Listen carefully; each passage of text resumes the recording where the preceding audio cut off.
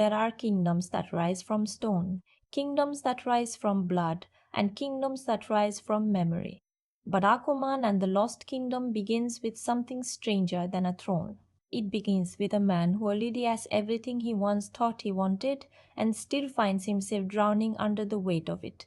Because Arthur Curry is not just the king of Atlantis anymore. He is not just the bridge between the surface and the sea. He is not just the hero who once stood between two worlds and survived the storm. Now he is a husband, a father, a brother, a ruler, and a symbol. And the moment a hero becomes a symbol, the story changes. The punches may get bigger, the monsters may get louder, the oceans may open wider. But underneath all that spectacle, the real question becomes simple. What happens when the man who was never built for politics suddenly has to protect a kingdom? Welcome back to the Fin Box, where every story has a surface, a shadow, and something buried underneath. And today we are opening Aquaman and the Lost Kingdom, the 2023 sequel that returns to Atlantis with more color, more chaos, more ancient danger, more family tension, and a very different emotional engine from the first film. The first Aquaman was a wild underwater adventure about identity. Arthur had to accept who he was. He had to stop running from the bloodline that connected him to Atlantis. He had to understand that being born between two worlds was not a weakness. It was the reason he could unite them. Taxin had the energy of a mythic origin story. Big, loud, colorful, almost comic book opera. A lost heir, a jealous brother, a legendary weapon, a final battle for the throne. It was a kind of movie that did not whisper. It crashed onto the screen like a tidal wave. But The Lost Kingdom is not exactly that same movie again. It tries to do something slightly different. It asks what comes after the crown. It asks what happens when the adventure is over, the throne is won, and the hero realizes that ruling is not the same thing as fighting. Arthur can swing a weapon. He can survive impossible danger. He can command sea creatures, battle ancient threats, and stand in the middle of disaster with a grin on his face. But can he lead? Can he listen? Can he carry responsibility without losing the version of himself that made him special in the first place? That is where this film becomes interesting.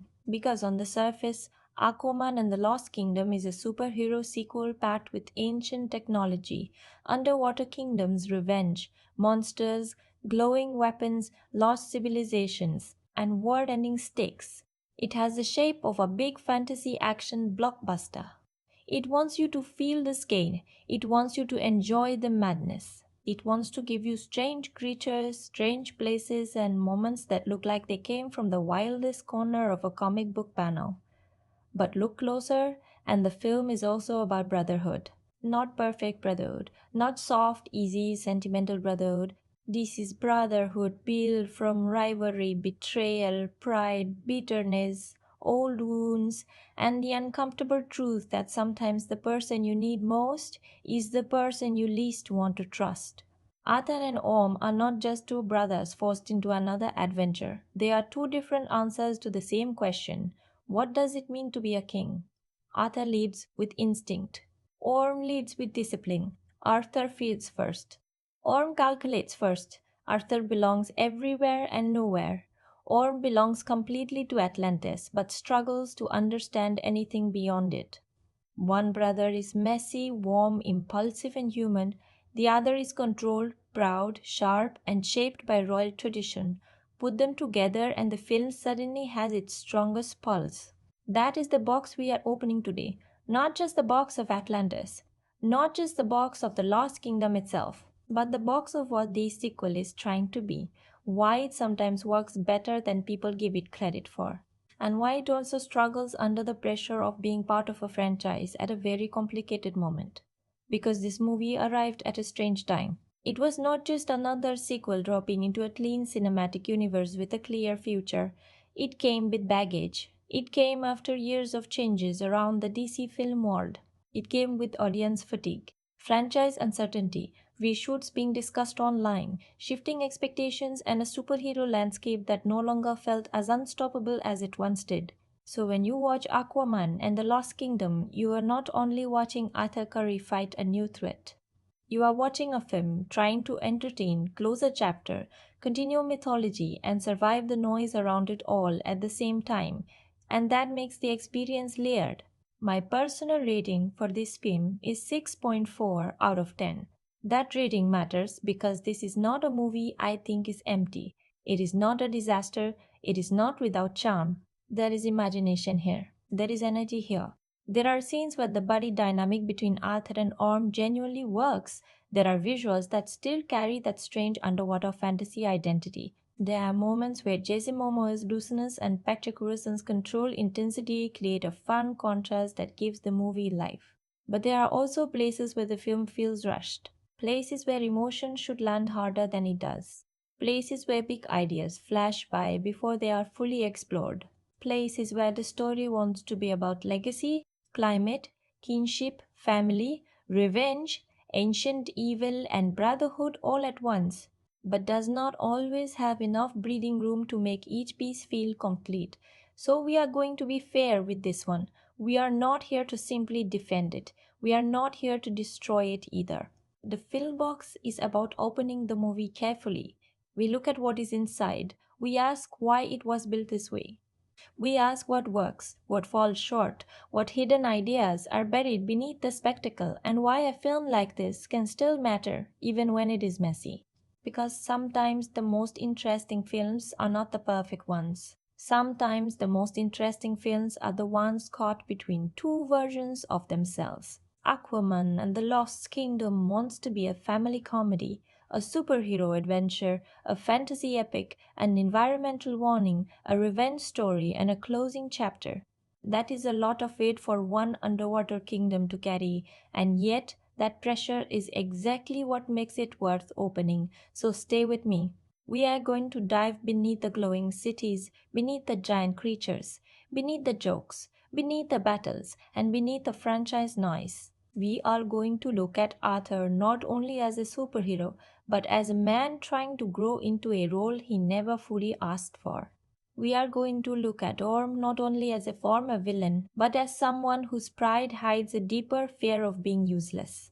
We are going to look at Black Manta not only as a revenge driven enemy, but as a symbol of what happens when grief becomes identity and pain turns into obsession. And by the end, we will know whether this lost kingdom was truly worth finding. Every film is a box. We open it together.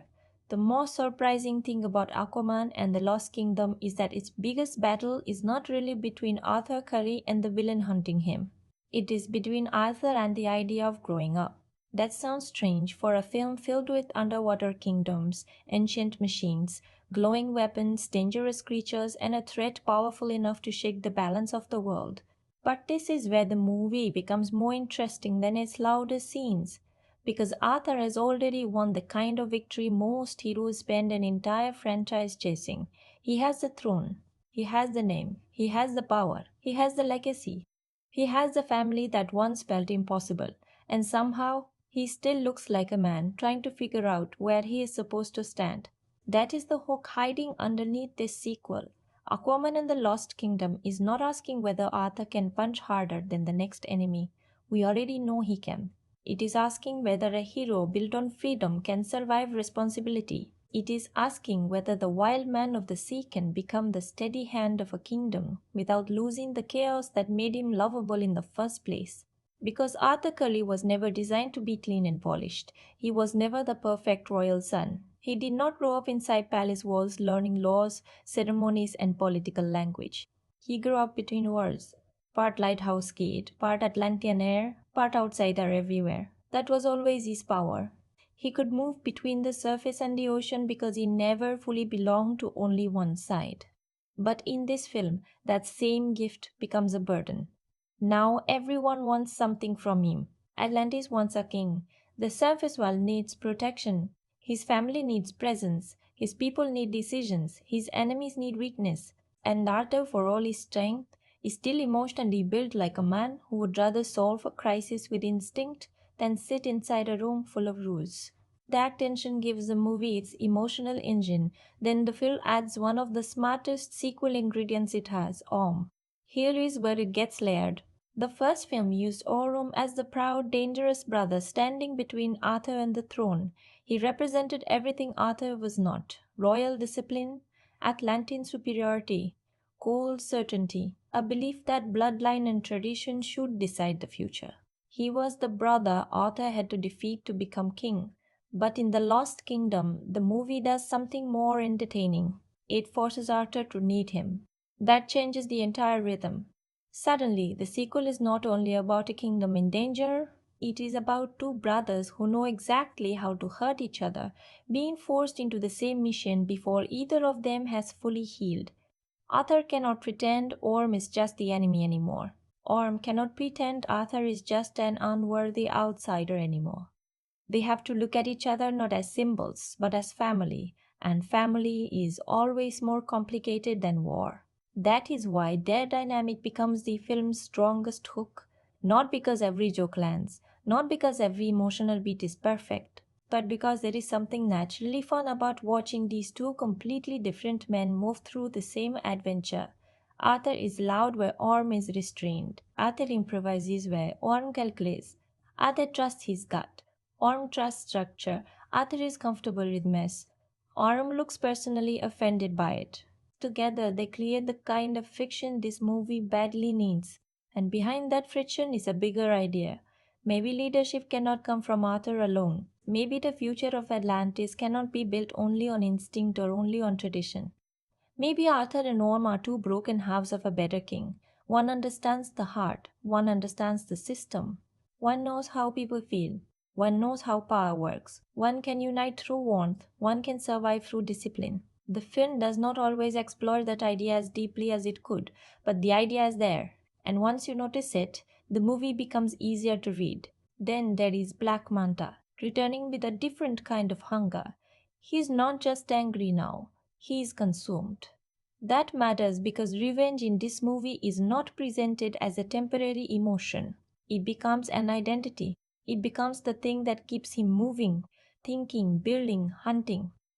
He has turned loss into a weapon, and the danger of that is not only physical, it is spiritual. When someone gives their entire life to revenge, there is almost nothing left inside them that can be reasoned with.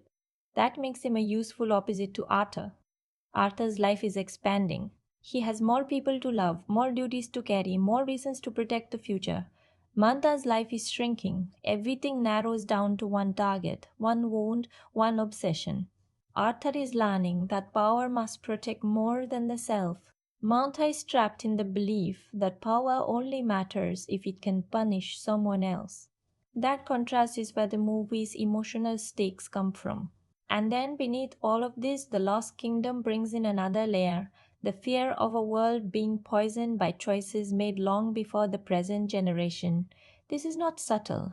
The film clearly wants its ancient danger and environmental anxiety to mirror each other. Something buried rises again, something ignored returns. Something locked away because it was too dangerous becomes everyone's problem when ambition and obsession bring it back into the light. That is a very Aquaman idea. The ocean in these films is never just a setting. It is history. It is memory. It is beauty. It is danger. It is a living world holding the consequences of what kingdoms, leaders, and civilizations choose to hide. So when this sequel talks about lost power, ancient damage, and the cost of ignoring warning signs, it is really asking whether a world can survive leaders who only think about the next victory instead of the next generation. That question hits harder than the movie sometimes lets it, because the loudest superhero stories are often built on simple stakes: save the city, stop the villain, protect the family, win the fight. But Aquaman and the Lost Kingdom is most compelling when it suggests that the real threat is not only one enemy, it is inheritance. It is what sons inherit from fathers, what brothers inherit from crowns, what kingdoms inherit from buried mistakes, and what the future inherits from the arrogance of the past. So, the hook is not just, can Aquaman save Atlantis again? The real hook is sharper. Can Arthur Curry become the kind of king who does not simply win the war in front of him but understands the damage waiting underneath it? And to understand why the film looks, feels, and moves the way it does, We have to go behind the lens first, because the story of how Aquaman and the Lost Kingdom was made explains a lot about the movie that finally reached the screen. Before we go into the story itself, we need to look at the machinery behind the movie because Aquaman and the Lost Kingdom is one of those films where the production history changes the way you read the final cut. Not because behind the scenes noise should replace the movie, but because this sequel was made at a moment when the ocean around it was anything but calm. The first thing to understand is that James Wan did not return to this world just to repeat the first Aquaman with a bigger trident and louder battles. According to interviews, Wan framed The Lost Kingdom as more of an old school adventure. The kind of strange fantasy journey that feels closer to Ray Harryhausen creature cinema than a standard superhero sequel. That detail matters because once you know it, the film's weirdness starts to feel more intentional. The giant machines, the monster energy, the retro pop danger, the exaggerated creatures, the lost civilization mythology, all of that is not accidental decoration. The movie is trying to feel like a comic book expedition into a place that should not exist anymore, and that changes the way you look at the Lost Kingdom itself. It is not designed like a clean modern sci fi city. It feels ancient, unstable, almost haunted by old imagination. The film wants you to feel like Arthur is stepping into a forgotten nightmare from a different age of fantasy storytelling. So when the visuals become strange, when the world feels exaggerated, when the creatures feel almost too bold, that is part of the creative language. One is not chasing realism. He is chasing underwater myth through a poppy adventure lens. That is important because Aquaman as a franchise has always worked best when it stops being embarrassed by its own comic book identity. The first film understood that. It gave you glowing kingdoms, battle crabs, sea dragons, warrior armor, ancient prophecies, and emotional family drama without constantly apologizing for being huge and ridiculous. The sequel continues that energy but bends it toward a darker adventure tone. It still has jokes, it still has Jason Momoa's loose, playful Arthur. But visually and conceptually, it is more interested in forbidden power, ancient corruption, and the feeling that the sea has swallowed secrets for a reason. The second major fact is that this film was built around Arthur and Orm much more than Arthur and Mera. According to James Wan, the sequel was always intended as a bromance-style action-adventure focused on the uneasy brother dynamic, not a romantic adventure built around the same emotional pairing as the first movie. Producer Peter Safran also emphasized that the center of the story was Arthur and Orm's alliance against Black Manta. This explains the whole shape of the movie. If you go in expecting the sequel to deepen Arthur and Mera's partnership in the same way the first film used their journey together, the film can feel strangely unbalanced. Mera is still important, but she is not the emotional engine this time. The engine is the brother relationship. Arthur needs Orm's knowledge. Orm needs Arthur's trust. And the movie keeps finding comedy and tension in the fact that these two men are bonded by blood, separated by history, and forced into teamwork before either of them is emotionally ready for it. That choice changes how you see almost every scene between them. Arthur is not simply dragging a former enemy along for plot convenience. The film is using Orm as a mirror. Orm understands Atlantis as a system. Arthur understands people as people. Orm knows the rituals, the history, the politics, the old wounds. Arthur knows the emotional cost of being trapped between worlds. Put them together, and the film gets its best character contrast. It becomes less about whether they like each other and more about whether they can respect what the other one represents. The third thing behind the lens is the complicated production timeline. Principal photography began in 2021 and wrapped in January 2022, with filming connected to locations including the United Kingdom, Hawaii, Los Angeles, New Jersey, and additional work in New Zealand. That wide physical footprint matters because Aquaman movies are not only built in computers. They are a hybrid of location texture, stage work, water simulation, digital environments, creature design, and performance under extremely artificial conditions. Think about what that means for the actors. So much of this movie depends on selling impossible spaces. A character may be standing on a real beach one moment, then inside a fully imagined Atlantean chamber the next, then interacting with a creature or a machine that will not fully exist until post production. That kind of filmmaking asks performers to carry belief before the image is complete. Jason Momoa has to make Arthur feel physical and casual inside worlds that are often digitally constructed around him. Patrick Wilson has to make Orm feel precise and royal even when the environment is pure fantasy. Yahya Abdul Mateen II has to make Black Manta's obsession feel grounded while the scale around him becomes increasingly mythic. This is where the craft gets overlooked. It is easy to say a movie has a lot of CGI. It is harder to recognize the performance challenge inside that. Aquaman and the Lost Kingdom asks its cast to behave as if Atlantis, the desert prison, the jungle like hidden spaces, the old machines, and the underwater battles are all real emotional locations. When the film works, it is because the actors commit to the reality of the absurd. They do not wink at it too much.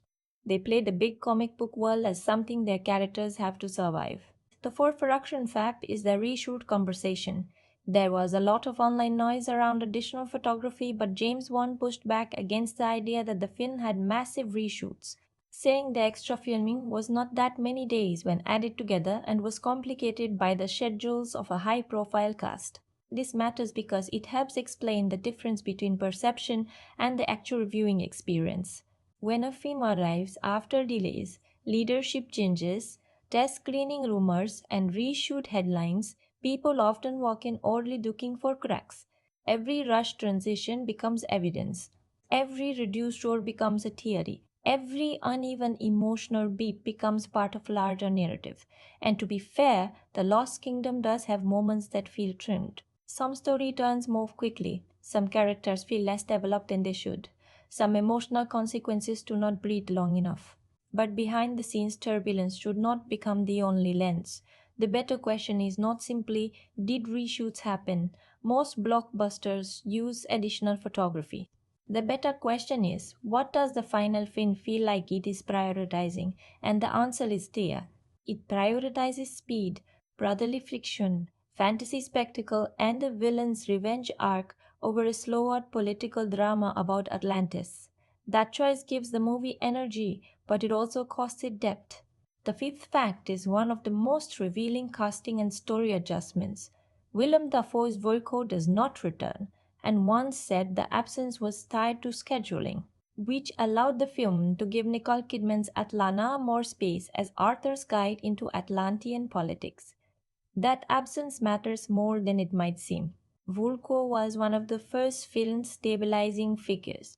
He represented the old guard who believed in Arthur before Arthur believed in himself. Without him, Arthur loses one of the clean mentor voices who could explain the kingdom to him.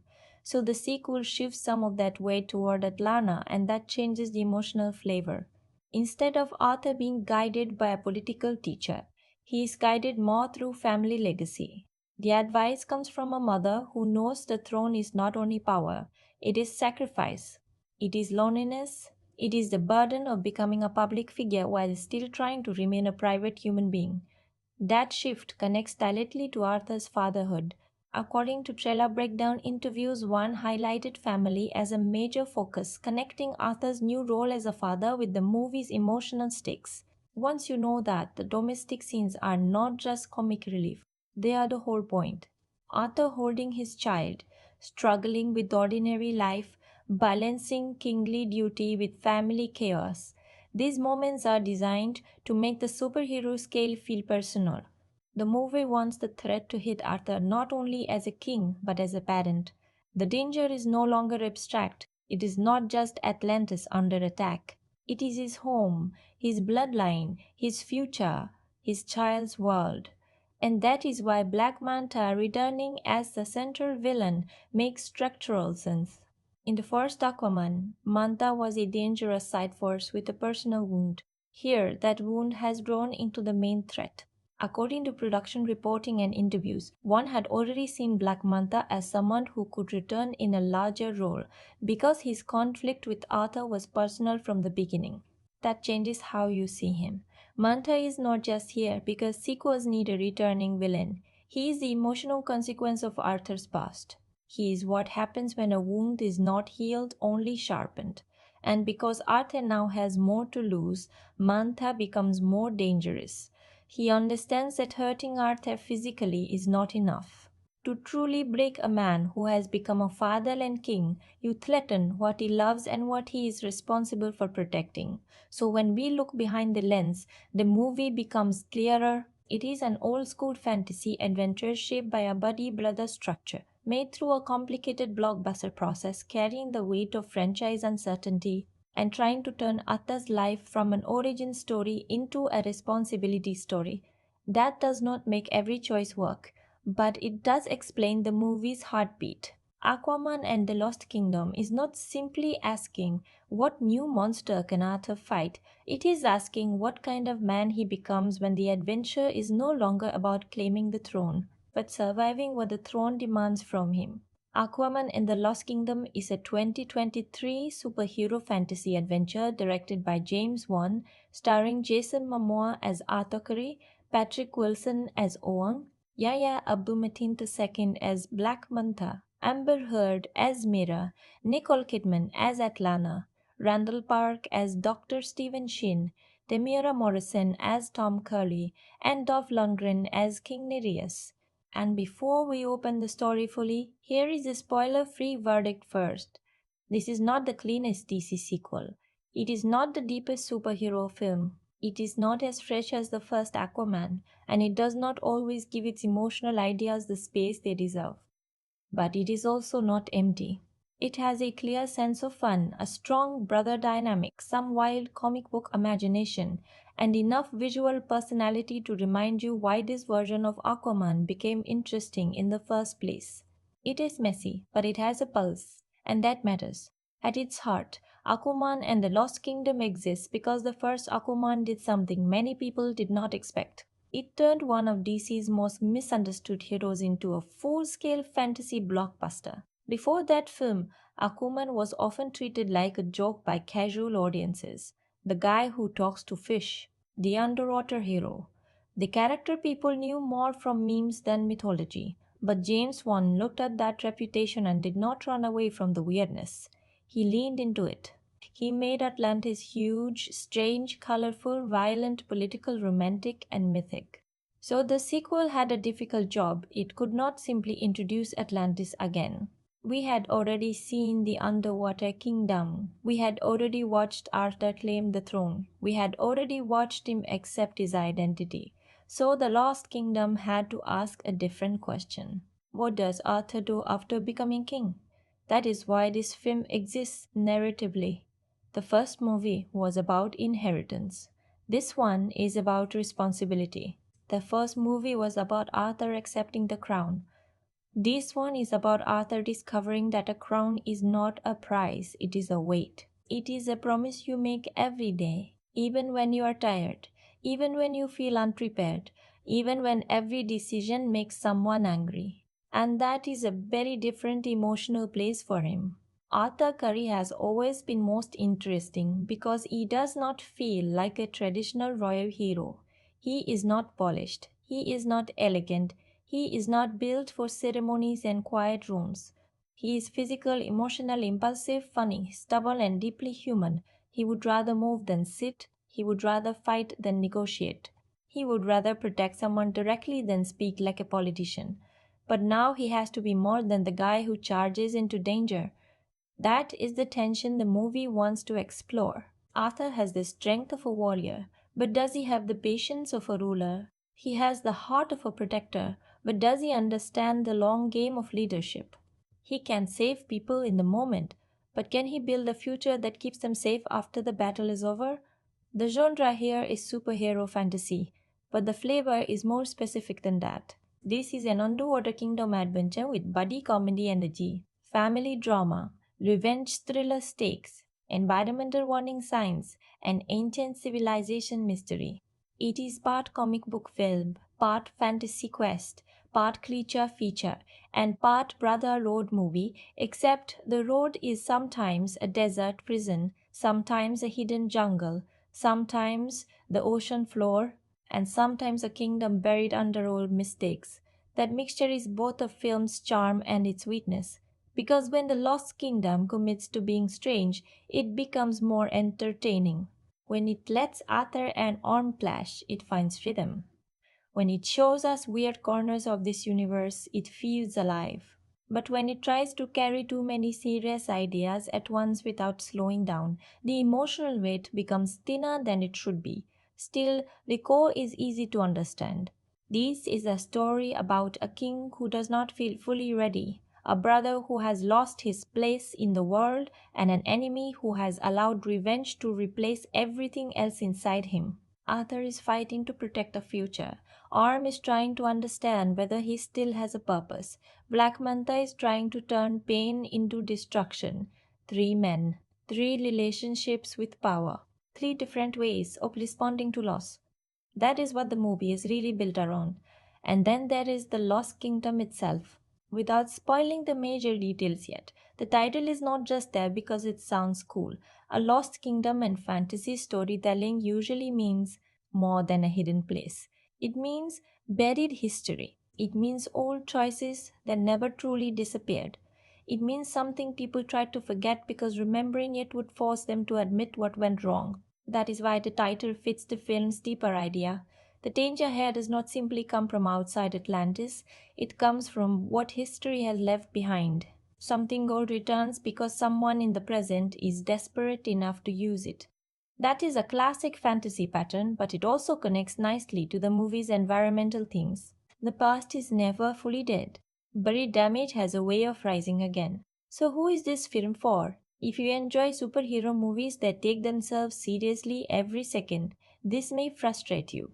Aquaman and the Lost Kingdom is too goofy for that. It has jokes in the middle of danger. It has exaggerated creatures. It has bright fantasy design sitting next to darker revenge material. It is not trying to be a grounded political thriller. It is not trying to be a silent, heavy character drama. But if you enjoy big comic book worlds that embrace color scale, absurdity, monsters, mythology, and brotherly tension, there is a lot here to enjoy. Especially if you like the first Aquaman because it was not afraid to be huge and strange. This movie is for you if you want Atlantis to feel like a fantasy universe, not just a superhero headquarters. It is for you if you like Jason Momoa's relaxed, rough-edged version of Arthur. It is for you if you want Patrick Wilson's Orm to become more than just a defeated villain from the first movie. And it is for you if you can forgive some uneven storytelling in exchange for a movie that at least tries to keep its own weird identity. Because that is the key. Aquaman and the Lost Kingdom is not perfect, but it still understands that Aquaman should not feel ordinary. His words should feel like something impossible pulled out of the deep. It should feel ancient and ridiculous and beautiful and dangerous all at once. And now that we have opened the box from the outside, it is time to talk about what it actually feels like when the movie begins pulling you back under the surface. The first feeling Aquaman and the Lost Kingdom gives you is not mystery. It is pressure. You expect the movie to throw you straight back into the ocean with a giant battle, a royal crisis, or some glowing Atlantean prophecy. And yes, the film eventually gives you all of that. But the opening feeling is more personal than that. It begins with Arthur Curry trying to live inside two lives at once, and you can feel the strain almost immediately. I walked in expecting a bigger sequel, but the film gave me a tired king. Not weak, not broken, just tired in a very human way. Arthur's still Arthur. He still has that loose energy, that rough humor, that physical confidence, that sense that he would rather laugh through discomfort than admit something is weighing on him. But now there is a different rhythm around him. He is not only the wild hero who swims into danger, he is a father trying to be present. He is a husband trying to keep his family safe. He is a king expected to sit through political responsibility when every part of his personality wants movement. That is what hooked me in the first 10 minutes. Not because the movie suddenly becomes quiet or subtle, it does not. This is still Aquaman. It still has big colors, strange worlds, heightened jokes, and comic book exaggeration. But under the noise, the opening gives Arthur a very understandable problem. He has become the thing people wanted him to become, and now he has to figure out how to survive it. That is a smart emotional starting point, because in the first Aquaman, Arthur's problem was avoidance. He did not want the throne, he did not want the royal burden, he did not want to be pulled into Atlantis politics. He wanted to protect people in his own way, from the outside, on his own terms. The first movie slowly pushes him toward acceptance, but the sequel starts after acceptance. That changes the emotional temperature. Arthur has already said yes to the crown. Now the crown keeps asking for more patience, more compromise, more diplomacy, more sacrifice, more maturity. And the film lets you feel how strange that is for him. He can fight monsters, but politics exhaust him. He can survive impossible battles, but fatherhood changes the shape of fear. He can command the ocean, but he cannot always control the demands of being needed by everyone at once. That contrast makes the opening more relatable than expected, because most people will never rule Atlantis. Most people will never hold a magical weapon or speak to sea creatures or stand between kingdoms. But almost everyone understands the feeling of becoming responsible for more than you are prepared to carry. You wanted the next stage of life, and then it arrived with weight attached. You wanted growth, and growth came with exhaustion. You wanted love, and love came with fear. You wanted purpose, and purpose came with pressure. That is where Arthur feels human. The atmosphere at the beginning is also interesting because it feels busy instead of majestic. Atlantis is not presented only as a dream kingdom anymore. It is a functioning society with rules, conflicts, councils, tradition, and resistance to change. The surface world is not just a place Arthur visits between underwater missions, it is part of the problem he has to solve. And his home life is not just a soft emotional decoration, it becomes the place where the stakes become personal. The movie is telling you very quickly that Arthur's world has expanded. And when a hero's world expands, danger becomes more intimate. This is why the family material matters, even when the film plays some of it for comedy. Arthur, with his style, is not only there to make him look warmer, it changes the way you read every thread that follows. In the first movie, Arthur was protecting identity, legacy, and kingdoms. Here, he is protecting the future in the most direct way possible. The future has a face. The future is small, vulnerable, and close enough to hold. That gives the movie a different emotional doorway. Then the tone shifts as the villain's presence grows. The opening does not make Black Manta feel like a random returning enemy. It makes him feel like a man who has spent the time between films becoming more dangerous because he has become more focused. Arthur's life has grown larger. Manta's life has narrowed. That contrast is clear from the beginning and it creates tension even before the main conflict fully explodes. Arthur is being pulled in many directions. Manta is moving in only one. That is scary because a hero with responsibilities can hesitate. A father can fear loss. A king can be trapped by duty. But a revenge driven enemy who has reduced his entire life to one purpose becomes almost impossible to predict. He does not need peace. He does not need balance. He does not need a future. He only needs the wound to point him toward a target. So the opening builds two opposite energies. Arthur's world is messy, full, emotional, and alive. Manta's world is cold, focused, and consumed. You can feel those two currents moving toward each other, and that makes it hard to look away. The visual feeling in the early part of the film is also very different from a grounded superhero story. Everything is heightened. The ocean world feels bright and artificial in a way that is completely tied to this franchise's personality. Some people will connect with that immediately. Others may find it too much. But I think Aquaman works best when it accepts that it is not supposed to look normal. This universe should feel like a myth someone painted with neon light. The first watch feeling is exactly that. A strange mixture of family comedy, royal pressure, underwater fantasy, and revenge thriller. It does not blend perfectly every second. Sometimes the humor softens moments that could have hit harder. Sometimes the pacing moves too quickly past emotional details that deserve more space. But the opening has energy. It gives Arthur a clear emotional problem, gives Manta a dangerous direction, and reminds you that this franchise has its own visual language. The moment I started leaning in was not a single explosion or a giant action beat.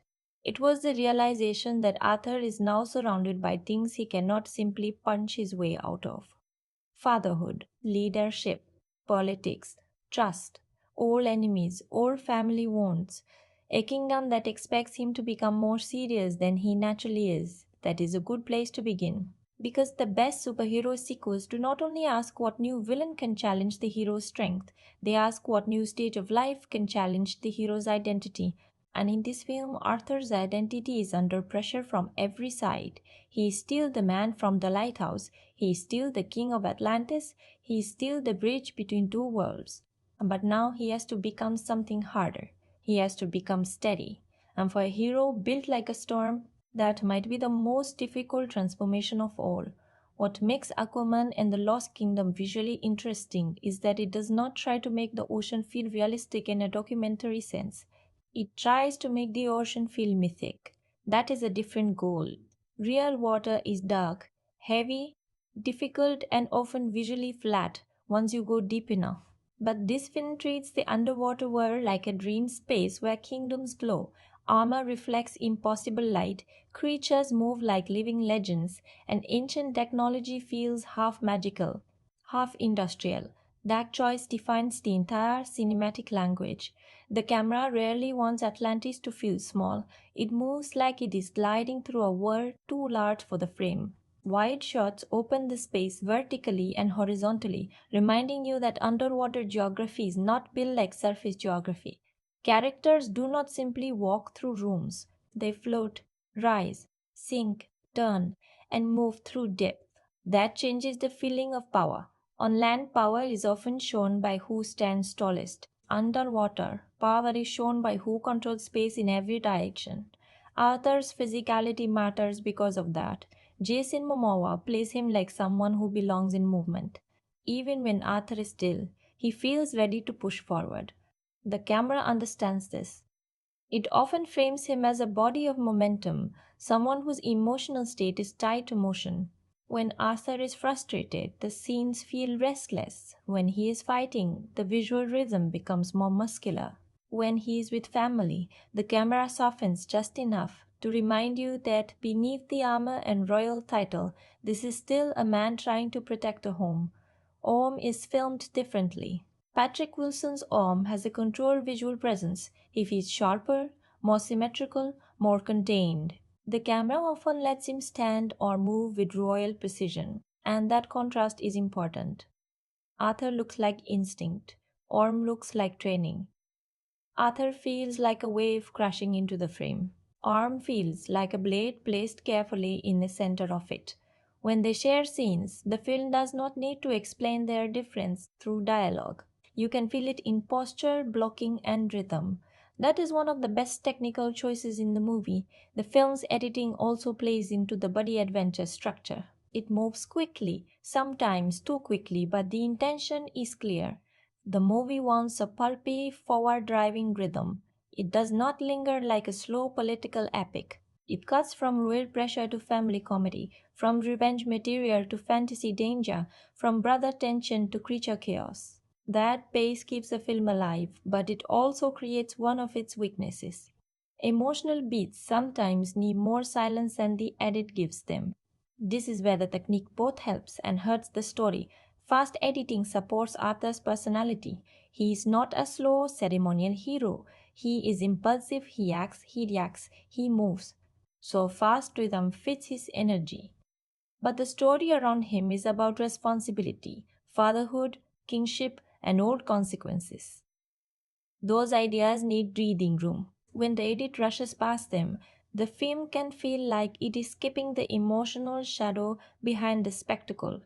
The color grading is another major part of the experience. Ackerman's world is not built from natural ocean blues alone. It uses glowing greens, deep blacks, golds, volcanic reds, neon like highlights, and sickly ancient tones to separate emotional spaces. Atlantis carries royal shine and technological beauty. The darker locations feel infected by history. The lost spaces feel diseased, old, and spiritually wrong. That shift matters because color becomes a warning system. When the film moves toward Black Manta's world, the palette becomes harsher. His spaces are less inviting. They feel colder, harder, more obsessed with machinery and damage. That visual identity reflects who he has become. Manta does not live in a world of community. He lives in a world of tools, plans, weapons, and old pain. His environments feel like extensions of revenge. Arthur's world, by contrast, is full of life. Messy life, loud life, chaotic life, but life. Family, kingdom, sea creatures, politics, humor, responsibility. The film visually separates expansion from obsession. Arthur's world opens outward. Manta's world closes inward. Lighting does a lot of hidden work here. In surface scenes, light often feels warmer and more grounded. Around Arthur's family, the light gives a sense of ordinary human life, even when the story around it is completely impossible. Underwater, light becomes stranger. It beams, glows, reflects, and bends in ways that make everything feel slightly unreal. That is exactly right for this universe. Atlantis should not feel like a normal city with water added. It should feel like a civilization shaped by another relationship with light, pressure, movement, and history. The production design leans hard into contrast. Atlantis is sleek, royal, and full of layered architecture. Other spaces feel rougher, more ancient, more dangerous. The film understands that fantasy worlds need texture. If every kingdom looked equally clean, the ocean would feel artificial in a bad way. Instead, the design gives us different flavors of underwater existence. Some places feel advanced, some feel ceremonial, some feel forgotten, some feel corrupted. That is what helps the world feel larger than the plot. Creature design is also part of the film's identity. Aquaman movies work because they embrace the strange. They do not reduce the sea into a simple background. They populate it with beings that make the world feel alive, dangerous, and sometimes ridiculous in the best way. The creatures remind you that the ocean is not Arthur's costume theme. It is an ecosystem. It has its own rules, threats, histories, and personalities. The action scenes are designed around scale and speed. Underwater combat allows bodies to move in ways land based fights cannot. Characters can attack from above, below, behind, and from angles that would be impossible in a normal fight scene. The challenge is clarity. When everything moves fast and the frame is full of digital water, glowing weapons, armor, creatures, and debris, the scene can become visually crowded. The best action moments are the ones where the geography stays readable and the emotional objective is clear.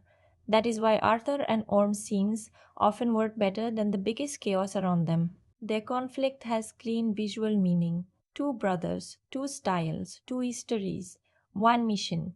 Even when the environment is wild, the emotional line is simple. Arthur pushes, Orm judges. Arthur improvises. Orm corrects. Arthur irritates him. Orm irritates Arthur. The camera can build entertainment from that contrast without needing the entire world to explode every second. The sound design also deserves attention. The film needs to sell impact in an environment where real world physics would make action feel different. So the sound is not realistic in a strict sense. It is expressive. Hits land with weight, weapons hum with power. Ancient technology feels unstable. Underwater movement is given a sense of force and pressure. The sound is telling your body how big everything is supposed to feel. Music works in a similar way. It pushes the mythic quality but also supports the adventure rhythm. When the film leans into Arthur's heroic identity, the score helps make him feel larger than life. When it moves into darker ancient danger, the sound becomes heavier and more threatening. The movie is not subtle with music, but Aquaman is not a subtle word. This is a universe where emotion is painted in big strokes, and honestly, that is the right choice. The key to understanding the filmmaking is this: Aquaman and the Lost Kingdom is not trying to convince you that Atlantis could exist exactly like this. It is trying to convince you that for 2 hours, myth can have texture, that a superhero film can look like a fantasy comic splashed across the ocean floor. That color, movement, strange creatures, glowing ruins, and impossible kingdoms can all be part of one emotional experience. When the technique works, it gives the film personality. When it does not, the image becomes too busy, the pacing becomes too rushed, and the emotional details get swallowed by spectacle. But even then, the movie rarely feels visually anonymous. And in a superhero landscape where so many films can blur together, that matters. Aquaman and the Lost Kingdom may be uneven, but you can recognize its world almost instantly. It has a shape, it has a color, it has a rhythm, it has an absurd glowing oceanic identity that belongs to itself. And now that we understand how the film creates its world, we can finally move into the story itself, where Arthur's crown, Manta's revenge, Orm's pride, and the buried danger of the Lost Kingdom all begin to collide. The story begins with Arthur Curry living a life that should feel impossible and complete at the same time. He has the throne of Atlantis, the love of his family, a child of his own, and the identity he spent so long running from. On paper, this is the victory. This is what the first film was building toward. The outsider became king. The lost son came home. The bridge between land and sea finally stood in the place he was born to occupy. But the movie is smart enough to show that winning the throne and living with the throne are two very different things. Arthur's days are split between the surface and Atlantis. On land, he is a father trying to enjoy the small chaos of family life, learning that taking care of a baby can be more exhausting than fighting armored warriors under the ocean. In Atlantis, he is expected to be a ruler, a diplomat, a symbol, and a decision maker inside a world that does not always understand his surface born instincts. He wants to do the right thing, but he is still learning the language of power. That is important because Arthur's real conflict at the start is not that he lacks strength. It is that he lacks patience with systems. He wants Atlantis to reveal itself to the surface world, to build something more honest and unified. But Atlantis is ancient, cautious, and deeply political. Its leaders fear the surface, they fear exposure, they fear pollution, war, panic, and the arrogance of humanity. And Arthur, who belongs to both worlds, is caught in the middle of that fear. So before the villain even arrives with full force, Arthur is already under pressure. Then the film turns toward David Kane, Black Manta, and his story has become much darker since the first movie. He is not simply hiding, healing, or rebuilding. He is obsessing. His entire life has narrowed into one goal: hurt Arthur Curry. Revenge has become the structure of his days. It has become his reason to breathe. And that is what makes him dangerous, because a man who only wants revenge does not need a future. He only needs a target. Manta and Dr. Stevenson are searching the ocean for lost Atlantean technology, hoping to find something powerful enough to finally give Manta the advantage he needs. Sheen is still fascinated by Atlantis, still desperate to prove what he knows, but he is not driven by the same emotional darkness as Manta. That difference matters. Sheen is curious. Manta is consumed. Sheen wants discovery. Manta wants punishment. So even before the ancient power enters the story, you can feel that this partnership is unstable. Their search leads them towards something buried, something old, something that should have stayed hidden. And this is where the film begins opening its fantasy mythology. Manta comes into contact with the Black Trident, a weapon connected to an ancient evil and a lost kingdom that was erased from the world for a reason. The weapon does not simply give him strength, it gives his revenge a supernatural direction. It amplifies what is already inside him. That is the key. The trident does not create Manta's hatred, it feeds it. It takes the wound he already carries and turns it into something larger, colder, and more dangerous. That is why the villain works better as a symbol than as a complicated emotional arc. He is what happens when grief hardens instead of heals. He is a man who has let one loss define every choice after it. And now, with ancient power pushing him forward, his private revenge becomes a threat to entire kingdoms. Arthur does not fully understand the scale of the danger at first. He is still dealing with the pressure of leadership, still trying to be a father, still trying to be a king who does not become trapped by old Atlantean thinking. But Manta's attacks begin changing the world around him. Atlantean resources are targeted. Ancient power is stolen. Something is happening beneath the surface that feels bigger than ordinary revenge. And then the threat becomes personal. Manta strikes close to Arthur's family. The attack on the lighthouse and the danger surrounding Arthur's child shift the emotional temperature of the film completely. This is no longer only about the throne. It is no longer only about Atlantis. It is about home. It is about the place Arthur came from, the father who raised him, the child he now has to protect, and the terrifying realization that becoming king did not place his family above danger. It made them part of the battlefield. For Arthur, this changes everything. He cannot treat Manta as just another enemy. Manta knows exactly where to cut. He understands that Arthur's greatest weakness is not physical, it is love. Arthur has more to lose now than he did before, and Manta uses that truth as a weapon. This is where the story pushes Arthur toward the one person he does not want to need Orm. Orm is imprisoned, weakened, and cut off from the royal power he once believed was his destiny. In the first film, he was the brother standing in Arthur's way. He was proud, dangerous, and convinced that Atlantis should rule with force. Now he is reduced, hidden away, and physically diminished. That image matters. The former king has become a prisoner of his own choices. His body carries the consequence of defeat, but his pride is still alive. Arthur needs him because Orm understands things Arthur does not. He knows old Atlantean history. He knows political secrets. He knows the hidden pieces of the world Arthur now rules, but still does not fully understand. And most importantly, he understands the kind of ancient danger connected to the Black Trident. So Arthur breaks him out. This is one of the film's best story decisions because it gives the sequel its most entertaining relationship. Arthur and Orm are not instantly repaired brothers. They are not suddenly best friends. They irritate each other almost immediately. Arthur is too casual for Orm. Orm is too stiff for Arthur. Arthur sees the world through instinct and emotional connection. Orm sees the world through rules, hierarchy, and strategy. Their journey becomes a moving argument between two different ways of existing. But that is exactly why it works. They need each other because each man has what the other lacks. Arthur has heart, adaptability, and a connection to the surface world. Orm has knowledge, discipline, and a deep understanding of Atlantean history. Arthur knows how to move through chaos.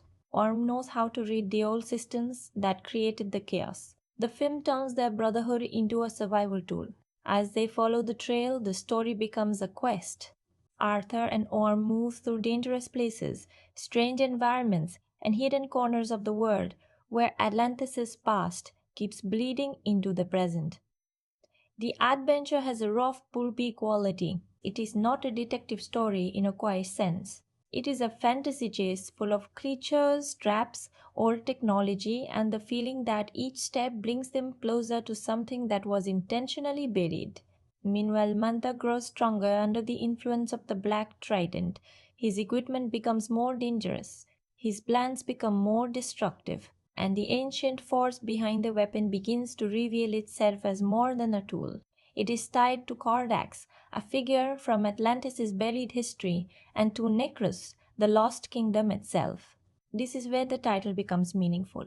The Lost Kingdom is not simply a cool hidden location, it represents the dark side of Atlantean history. Atlantis is usually shown as beautiful, advanced, royal, and majestic, but Necrus is the shadow version. It is what happens when power becomes corrupted by hunger, bitterness, and domination. It is the part of the past that the present would rather forget. And like all buried sins in fantasy storytelling, it does not stay buried forever. Kordax's history connects to King Atland, the great ancestral figure whose legacy still shapes the Aquaman mythology.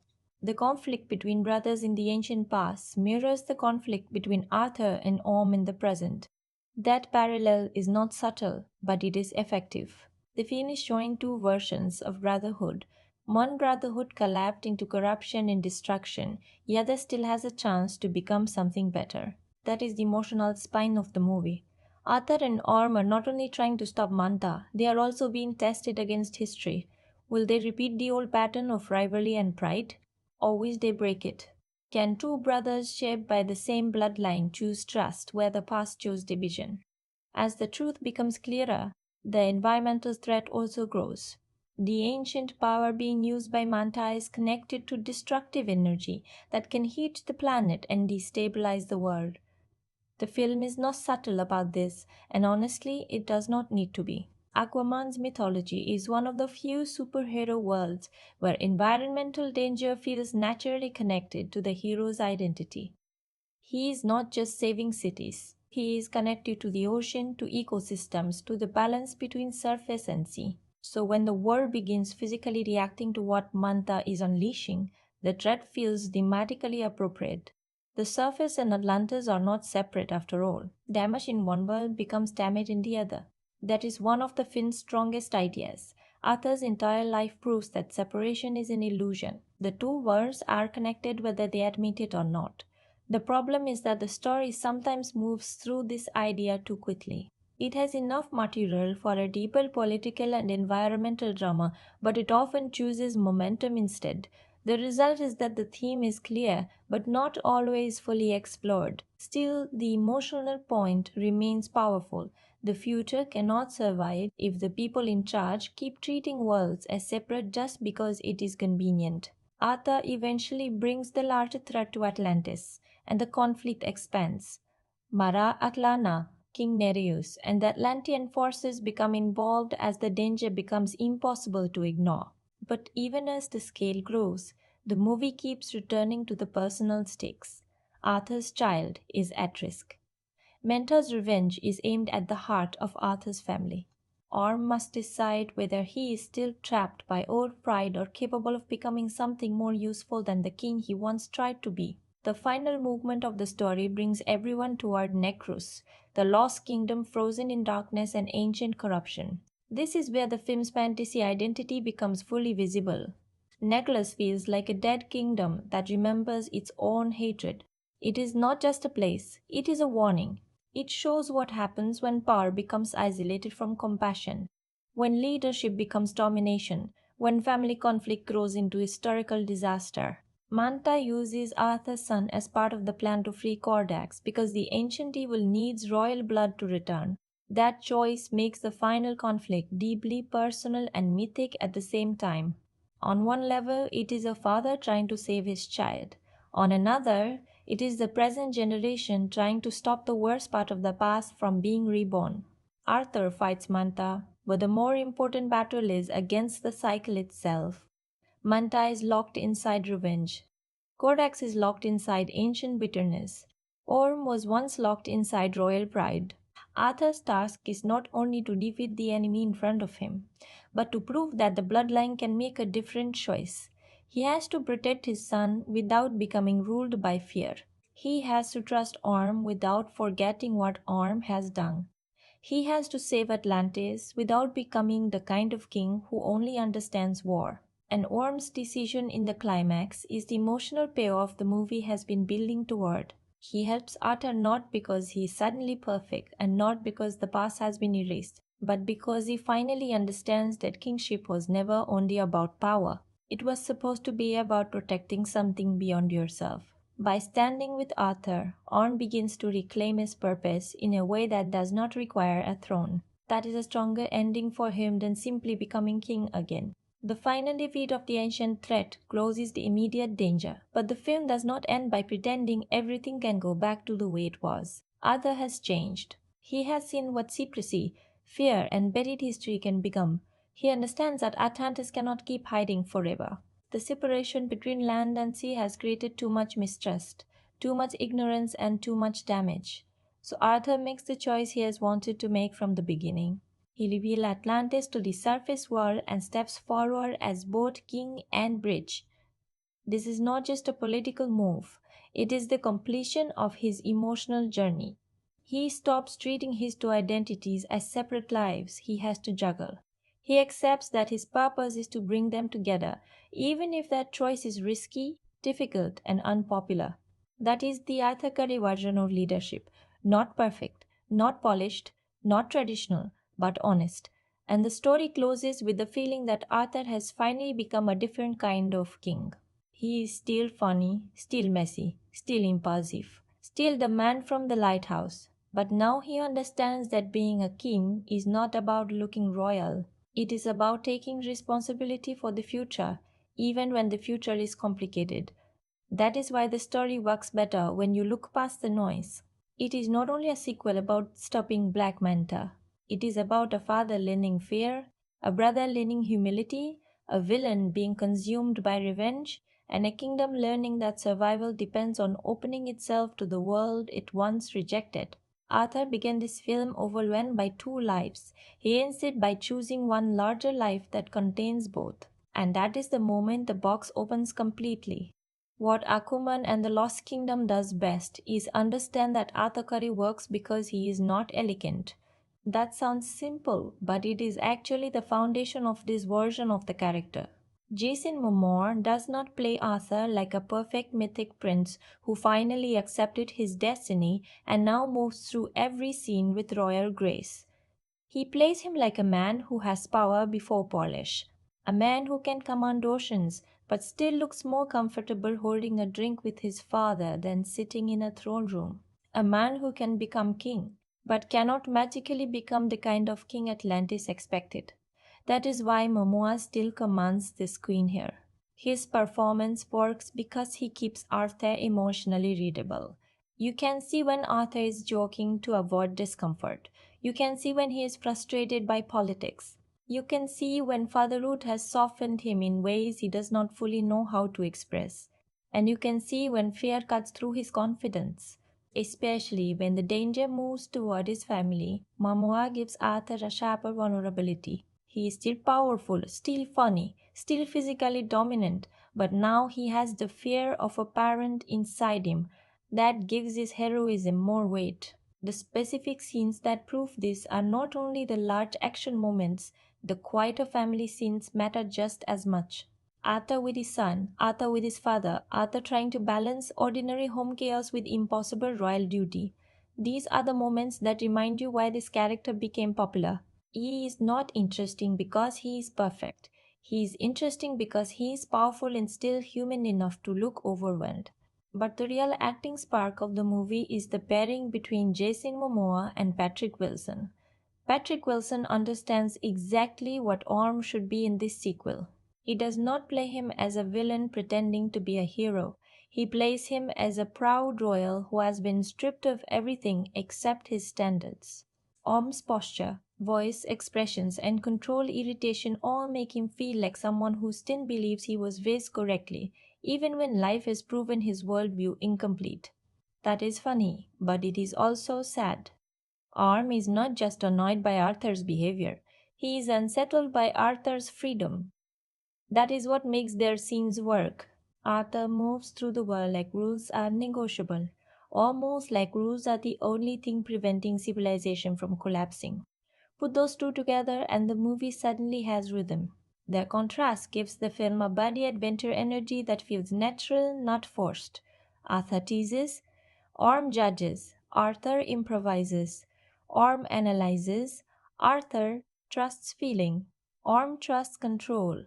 The comedy comes from personality, not just written jokes, and underneath that comedy is a real emotional idea. These brothers are both incomplete alone. Arthur needs Orm's knowledge and discipline. Orm needs Arthur's empathy and adaptability. The film is at its best when it lets their relationship become more than banter. It becomes the story's argument about leadership. Atlantis cannot survive with only tradition, but it also cannot survive with only instinct. A better future needs both memory and openness. That is strong story construction. The movie structure is also smart in how it turns Black Manta from a returning enemy into a personal consequence. Manta is not just another villain standing in Arthur's way because the sequel needed a bigger threat. He is tied directly to Arthur's past. He carries a wound from the first film, and that wound has grown into obsession. That gives the conflict a cleaner emotional line. Artha's life has expanded. Manda's life has collapsed into revenge. One man is trying to protect the future. The other has allowed the past to devour him. That contrast is one of the film's best ideas. Yahya Abdul Mateen II brings intensity to Manta by making him feel focused rather than chaotic. He does not need to make the character emotionally complex in every scene because the simplicity is the point. Manta is frightening because he is narrowed down. He has removed everything from himself except the need to strike back. And when the Blood Trident enters the story, it does not feel like a random power upgrade.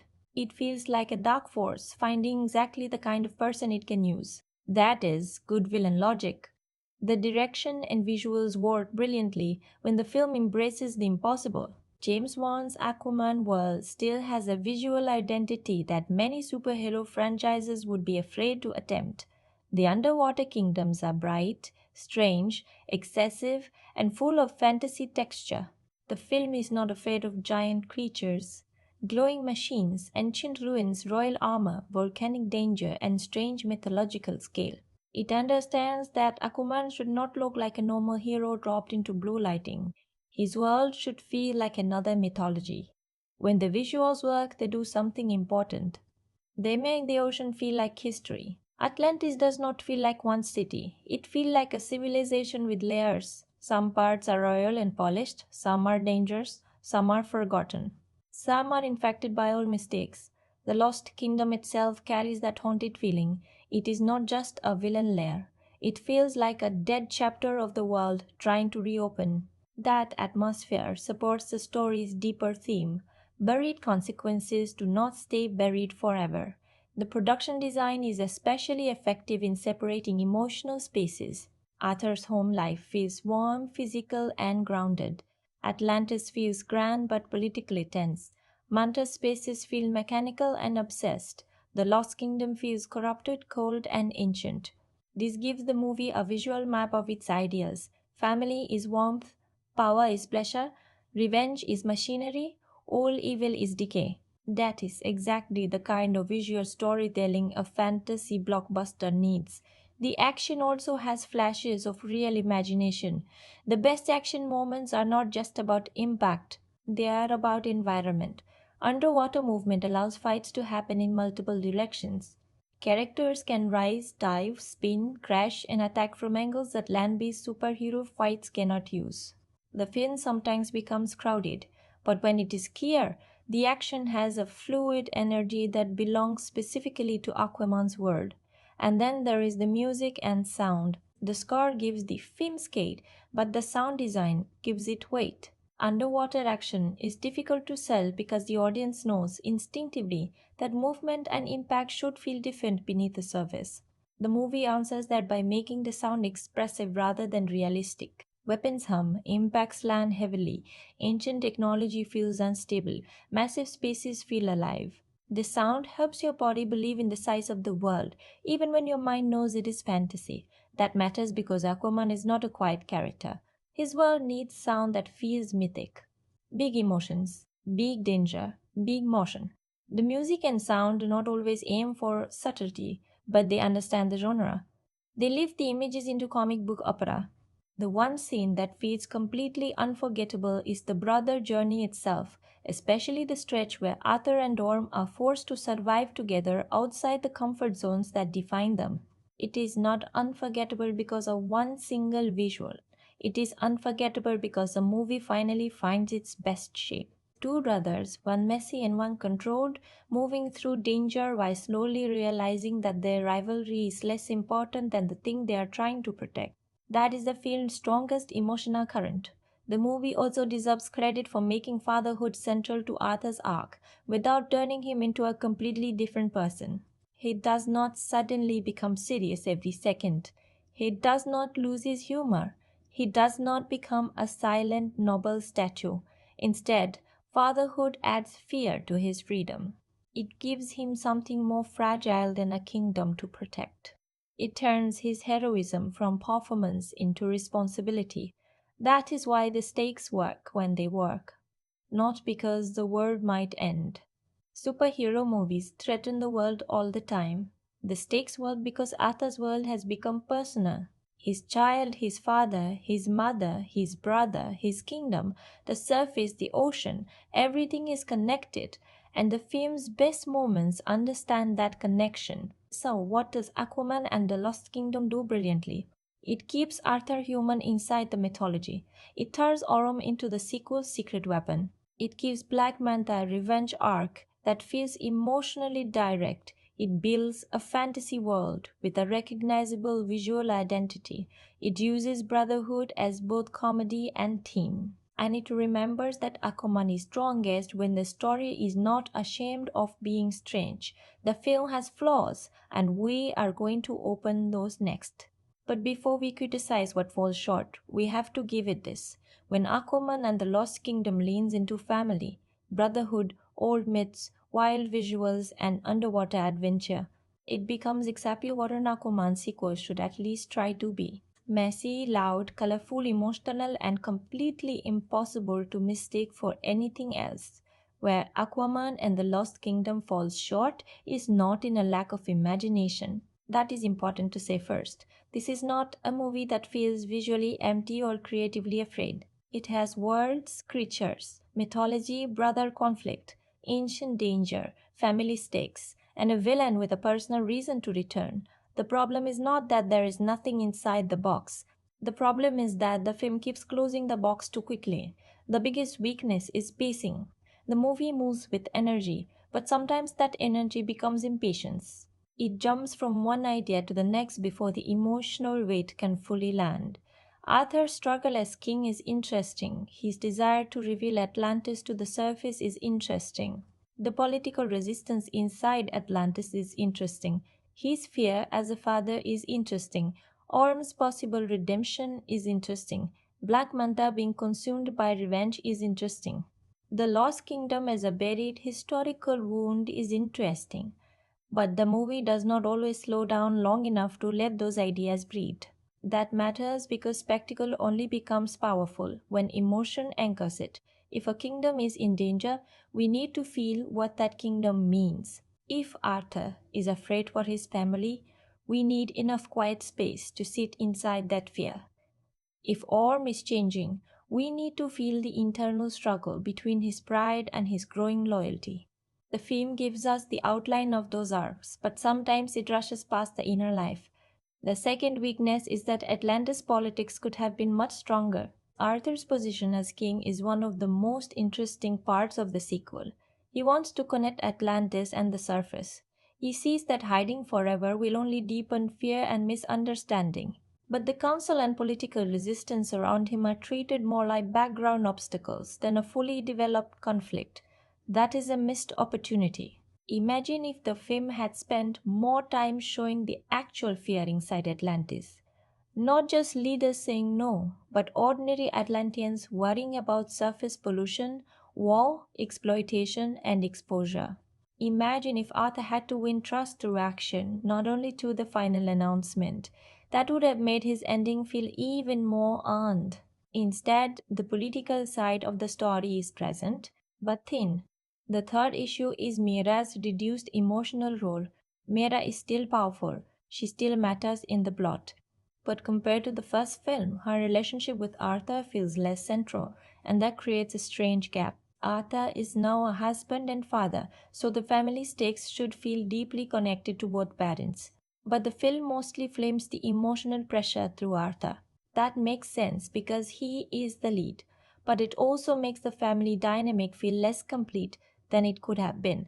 This is not about needing every character to have equal screen time. It is about emotional balance. If the child is the heart of Arthur's fear, then Mera's fear, anger, and protectiveness could have added another layer. The film uses her presence, but it does not fully explore her perspective. That weakens the family drama.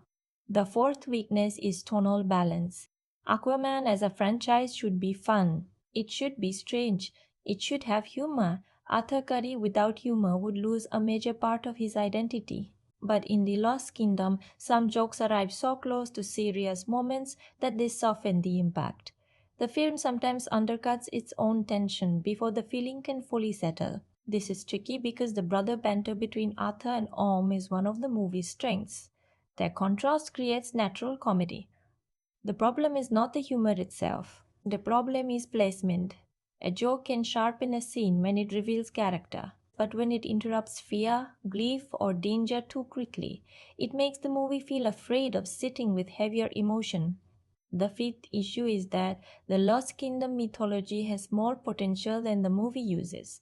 Necrus and Codex are fascinating ideas, a dark mirror of Atlantis, a brotherly conflict from the ancient past, a kingdom swallowed by corruption, a buried force waiting for someone broken enough to release it. That is powerful fantasy material. But the film treats much of it as plot fuel. We understand the basic history, but we do not fully feel the tragedy of it. Codex should feel like a warning from the past, not just the evil force behind the final battle. Necrus should feel like the emotional shadow of Atlantis, not just the dangerous location where everything ends. The pieces are there, but the movie could have made them heavier, stranger, and more haunting. The sixth weakness is that Black Manta, while visually strong and emotionally clear, remains narrow. His obsession makes sense, and Yahya Abdul-Mateen II gives him intensity, but the screenplay does not give him many new emotional shades. He wants revenge. He becomes more dangerous. He uses ancient power. He targets Arthur's family. That works as a direct villain engine, but it also means he does not evolve much beyond the wound that defines him. A little more conflict inside him could have made him stronger, not redemption, not softness. Just a glimpse of what revenge has cost him. A moment where we see the emptiness behind the anger. A moment where even he almost recognizes that he has become a prisoner of his own pain. Without that, Manta remains effective, but not as layered as he could be. The seventh weakness is visual overload. The film has a strong identity, but some sequences become too crowded. There are glowing objects, digital water, fast movement, creature action, armor, weapons, debris, and large environments all competing for attention. When the emotional objective is clear, this works. When it is not, the image can become noise. That does not ruin the movie, but it can make certain action beats feel less memorable than they should. The first Aquaman had several action moments with very thin visual identity. The sequel has exciting pieces but fewer scenes that feel instantly iconic. And finally, the film suffers from the weight of feeling like a closing chapter without always being written like one. Because of where DC was as a franchise when this movie arrived, The Lost Kingdom carries an accidental farewell energy. You can feel the audience watching it not only as a sequel, but as possibly the last time this version of the world appears in this form. The movie itself does not fully engage with that feeling. It ends Arthur's arc in a way that feels hopeful, but it does not always give the larger franchise chapter the emotional closure some viewers may have wanted. So the flaws are real. The pacing is rushed. The politics are underdeveloped. Mary's role feels smaller than the family stakes require. The tone sometimes undercuts itself. The Lost Kingdom mythology could be deeper. Black Manta could have more internal dimension, and the action can become visually overloaded. But here is the fair part. Most of these flaws damage the film's depth more than its basic entertainment. Aquaman and the Lost Kingdom still moves. It still has personality. It still has a strong central brother dynamic. It still gives Arthur a meaningful next stage. The problem is that it keeps aiming at richer ideas, then swimming away before they fully surface. That is why the movie lands at 6.4 for me. Not because it has no value, because it had the ingredients to be stronger than it became. When you compare Aquaman and the Lost Kingdom to other superhero and fantasy films, the first comparison has to be the original Aquaman. And this is where the sequel faces its hardest battle. The first Aquaman had surprise on its side. It arrived at a time when many people did not expect an Aquaman movie to feel that big, colorful, strange, and confident. It turned a character often treated as a joke into the center of a full underwater fantasy epic. That first film had discovery. Every kingdom felt new. Every creature felt like part of a fresh visual language. Arthur's journey had a clean mythic shape. The outsider accepts his bloodline, claims the trident, defeats the brother, and becomes king. The Lost Kingdom cannot use that same magic again, so instead of discovery, it leans into consequence. Arthur already has the throne. Atlantis is no longer a secret to him. Orem is no longer only the enemy. Black Manta is no longer just a side threat. The sequel's job is not to open the door to Atlantis, it is to ask what happens after Arthur walks through it. That is a strong idea, but the first film still feels more complete. Aquaman had a clearer emotional spine. It was messy too, but the mess felt part of the adventure. The Lost Kingdom has good ideas, but it feels more compressed. The first movie gave the mythology room to feel grand.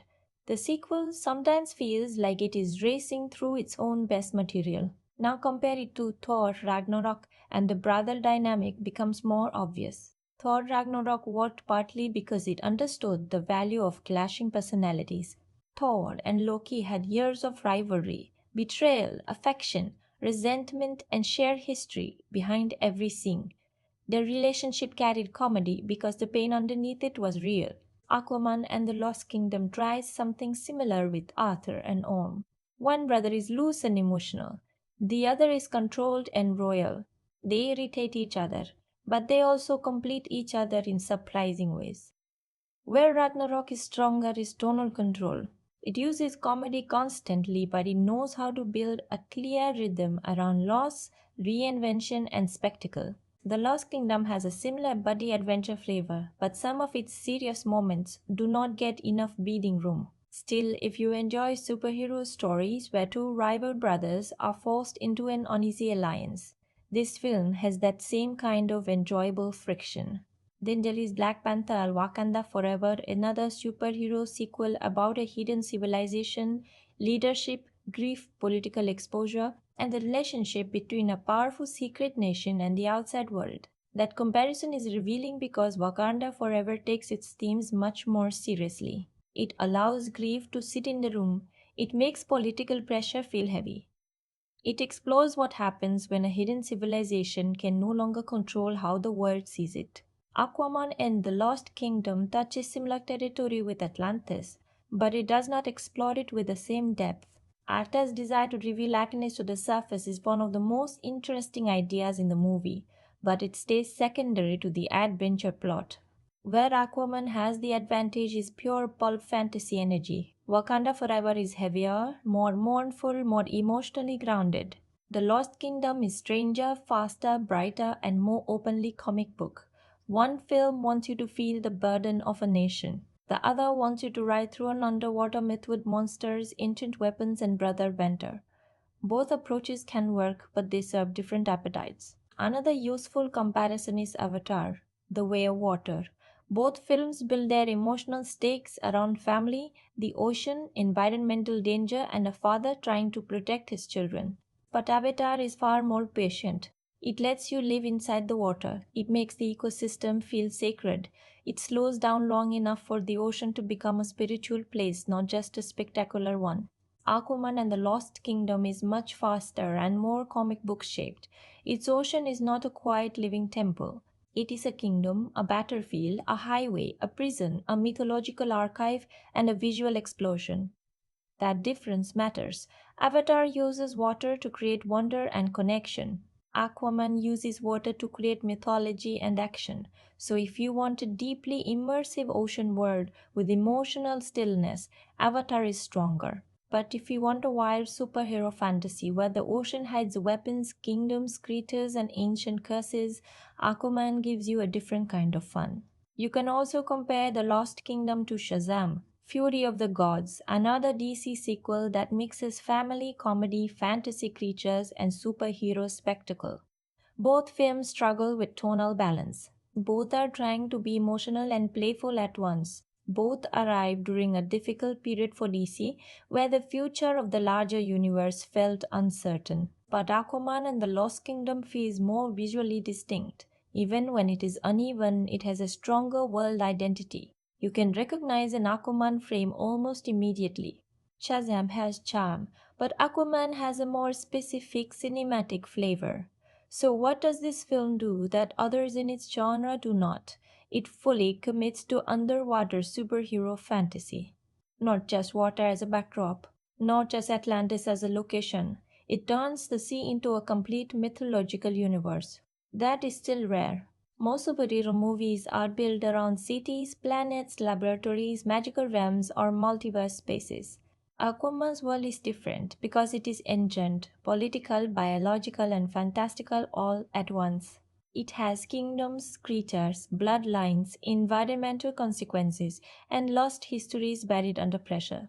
That is the movie's unique identity. Where does it fall short by comparison? It does not have the emotional depth of Wakanda Forever. It does not have the clean tonal confidence of Thor, Ragnarok. It does not have the immersive patience of Avatar, The Way of Water. And it does not have the fresh surprise of the first Aquaman. It has pieces of all those strengths, but not enough control to fully match them. If you loved Aquaman and the Lost Kingdom, watch the first Aquaman again, because it gives Arthur's myth its strongest foundation. Watch Thor, Ragnarok if you want another colorful, funny, brother driven superhero adventure. Watch Avatar, The Way of Water if the ocean world and family protection themes are what pulled you in. And watch Black Panther, Wakanda Forever if you want a more serious version of Hidden Kingdom politics, grief, and global responsibility. But if you did not connect with the Lost Kingdom and the humor or pacing kept pulling you out, then you may be better served by those other films instead. They each handle one of these movies' ingredients with more focus. Aquaman and the Lost Kingdom is not the best film in this comparison box, but it is one of the few that feels completely unashamed of being strange. And sometimes, in a superhero genre that often tries to smooth away every weird edge, that strangeness is worth something. Aquaman and the Lost Kingdom did not arrive into calm waters. It arrived in December 2023, at the end of a very complicated year for superhero cinema and at the end of a very complicated era for DC on film. By the time this movie reached theaters on December 2023, the conversation around it was already bigger than Arthur Curry. It was about franchise fatigue. It was about the future of DC. It was about whether people still felt urgency for superhero sequels. It was about whether a film could survive when so many people already believed the larger cinematic universe around it was being closed, rebuilt, or left behind. That matters because no movie arrives in a vacuum. The first Aquaman came out in 2018 and felt like a surprise victory. It was colorful when DC had often been associated with darker tones. It was strange when superhero movies were still chasing shared universe momentum. It turned Arthur Curry into a global blockbuster hero and gave DC one of its biggest financial wins. So naturally, the sequel carried expectations. But by 2023, the superhero landscape had changed. The genre was no longer automatically treated like an unstoppable event machine. Several comic book films were underperforming. People were more selective. Big visual effects alone were not enough. Shared universe promises felt less powerful than they once did, and DC specifically was in a transition period. That meant Aquaman and the Lost Kingdom was being watched not only as a sequel but almost like a final echo from an older version of the franchise. That is a difficult position for any film because when people believe a universe is ending, they often stop watching the individual movie on its own terms. They watch it like evidence. Evidence that the old universe worked, evidence that it failed, evidence that something should continue, evidence that something should be replaced. The movie becomes part of a debate before the story even begins, and you can feel that in the reaction. Critics were mostly cold toward the film. Rotten Tomatoes lists Ape Rata 33% tomato meter from 2012 critic reviews, while its verified popcorn meter is much higher at 79% from more than 2,500 verified ratings. That split tells you almost everything about how the movie landed. Critics largely saw a familiar, uneven sequel with too much noise and not enough freshness. Many regular moviegoers were more willing to accept it as a fun, visually busy fantasy adventure with action, humor, and a positive message. That difference makes sense. If you are judging the film as cinema craft, structure, pacing, emotional depth, and sequel innovation, the weaknesses stand out quickly. The story is crowded, the mythology could go deeper, the tone can be uneven, the political ideas around Atlantis are underdeveloped. The final result feels like it had more potential than control. But if you come to it wanting Artha, Om, Black Manta, underwater battles, strange creatures, bright fantasy visuals, family stakes, and a fast moving comic book adventure, then the film has enough energy to keep you with it. That does not make the critics wrong, and it does not make the people who enjoyed it wrong either. It simply means they were weighing different things. The box office tells a similar story. The numbers list Aquaman and the Lost Kingdom at about $440.2 million worldwide, with around 124.5 million domestic and 315.7 million international, against a reported production budget of 205 million. Its domestic opening weekend was about $27.7 million. For a normal film, those worldwide numbers would sound huge. But for a sequel to a billion-dollar predecessor and for a blockbuster with that production scale, the result felt much smaller than expected. This is where cultural timing matters again. The movie was not just competing with other films, it was competing with exhaustion, uncertainty, and the memory of its own first installment's success. Awards were not the real story here. This was never positioned as an award season drama. Its recognition lived more in the technical and popular pieces, with awards listings showing nominations connected to visual effects and fan facing categories rather than major prestige categories. That feels appropriate. If the film deserved attention anywhere, it was for the sheer difficulty of creating an underwater fantasy world at blockbuster scale, even when the final image sometimes became too crowded. Streaming gave the movie a second life, and this is where the story becomes more interesting. Warner Brothers announced that Aquaman and the Lost Kingdom would begin streaming on Max on February 27, 2024, after its theatrical and digital release window. That kind of second wave discovery matters for a movie like this. In theaters, it had to carry the pressure of franchise expectations, box office headlines, and the question of DC's future. On streaming, the experience becomes more relaxed. You are not asking whether this film saved a universe, you are asking whether it gives you 2 hours of strange underwater adventure. And under those conditions, the movie can play better. It is the kind of film that may age less as a major theatrical event and more as a casual rewatch for people who enjoy Arthur and Orm's dynamic. That is where its long term value probably lives, not as the grand crown jewel of DC, not as the sequel that surpassed the first Aquaman, but as a messy final swim through a version of Atlantis that had a very specific flavor. So does Aquaman and the Lost Kingdom feel timeless? Not completely. It feels very much like a 2023 superhero sequel. It carries the fingerprints of franchise uncertainty, visual effects heavy blockbuster storytelling, and a genre trying to figure out what people still wanted from it. It feels tied to a moment when comic book cinema was no longer guaranteed cultural dominance. But that does not mean it has no lasting value.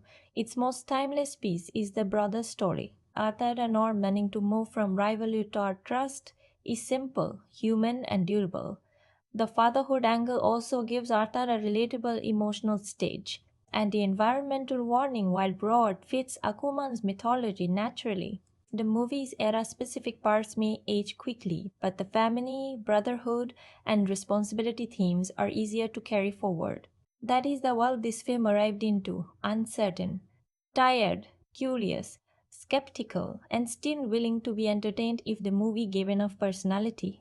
Aquaman and the Lost Kingdom did not control the cultural current around it. It simply tried to swim through it. Fan theories around Aquaman and the Lost Kingdom are interesting because this is not the kind of sequel that leaves behind a giant mystery box in the usual way. It does not end with a massive secret villain reveal. It does not throw a new hero into the final scene. It does not open a clear door to the next chapter of the old DC universe. Instead, the theories are smaller, stranger, and more symbolic. And honestly, that fits the movie. The first major theory is that the Black Trident does not simply control Black Manta. It chooses him because he is already emotionally ready to be used. This theory holds up very well. The weapon is connected to Kordak's Necros, dark power, and ancient corruption. But Manta is not an innocent man suddenly twisted into evil. He already carries revenge like a second skeleton. The trident gives that revenge scale, it gives it mythology, it gives it a voice from the past. But the wound belongs to him. That makes the theory stronger than a simple possession reading. If Manta were only controlled, the story would become less personal. Arthur would not really be facing the consequence of the first film. He would just be facing an enchanted enemy. But the movie is more interesting if the trident is an amplifier.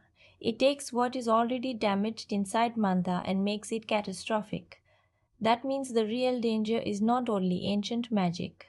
It is unresolved pain finding a weapon powerful enough to express itself. The second theory is that Kodax and Atlan are meant to mirror Arthur and Orm completely. This one also holds up, but with limits. Kodax and Atlan represent a brotherhood destroyed by power, jealousy, and domination. Arthur and Orm represent a brotherhood that could have gone the same way. The first Aquaman already placed them on opposite sides of a throne. The sequel brings them back together and asks whether history has to repeat itself. That parallel is clearly built into the story. Kodax becomes the nightmare version of what Orm could have become if pride had swallowed him fully. Atlan becomes the ancestral ideal Arthur is always being measured against. But the difference is important. Arthur and Orm do not heal because blood magically solves everything. They survive because they make different choices under pressure. They break the old pattern instead of worshipping it. That is why this theory works. It does not mean Arthur is exactly Atlan or Orm is exactly Kodax. It means the film is using the ancient past as a warning sign. Brotherhood can become legacy or it can become disaster. The choice is not automatic. The third theory is about Orm's ending and the post-credits scene. Online discussion around the final DCU credits scene focused heavily on Orm eating a burger, noticing a cockroach, and turning Arthur's earlier prank into a strange little punchline. Some fans read it as a joke. Others read it as a metaphor for the entire old DCEU ending on an odd, awkward, weirdly fitting note. The scene itself was widely discussed exactly because it is so small compared with the franchise weight around it. Does that theory hold up? As a direct confirmed message, probably not. It is unlikely the scene was designed as the grand symbolic farewell to a whole cinematic universe. But as an audience interpretation, it makes sense. Orm eating surface food with an Atlantean twist is weird, funny, and strangely perfect for him. He is adapting, but not completely. He is outside his old world, but he is not becoming fully human in a normal way. He is finding a version of freedom that still carries his oddness. That is the better reading. The post-credit scene is not really about setting up the next villain. It is about Orm learning to exist outside the royal cage. He has lost the throne, lost his old certainty, and lost the identity that once defined him. But he has also gained something he never had before, the chance to choose his own life. The joke is silly, but underneath it is a small image of liberation. The fourth theory is that Arthur revealing Atlantis to the surface world is not a clean, happy ending, but the beginning of an even harder conflict. This one absolutely holds up. The film frames the reveal as hopeful, but hope is not the same thing as simplicity. Atlantis entering the public world would create political shock, fear, scientific obsession, military tension, environmental debate, and cultural transformation on both sides. Arthur is not solving every problem in that final speech. He is opening the door to the real problem, and that makes the ending more mature than it first appears. Arthur's leadership is not about finding a safe choice. There is no safe choice anymore. Hiding Atlantis has created distance and mistrust. Revealing Atlantis creates risk and instability. Arthur chooses the risk because the alternative is continued separation, and separation has already failed. The fifth theory is that Necruz represents climate collapse more than simple villain mythology. This one is strongly supported by the film's own imagery. Necruz is powered by destructive ambition. Its ancient resource use damages the world. Its buried corruption returns when someone desperate brings it back. That is not subtle.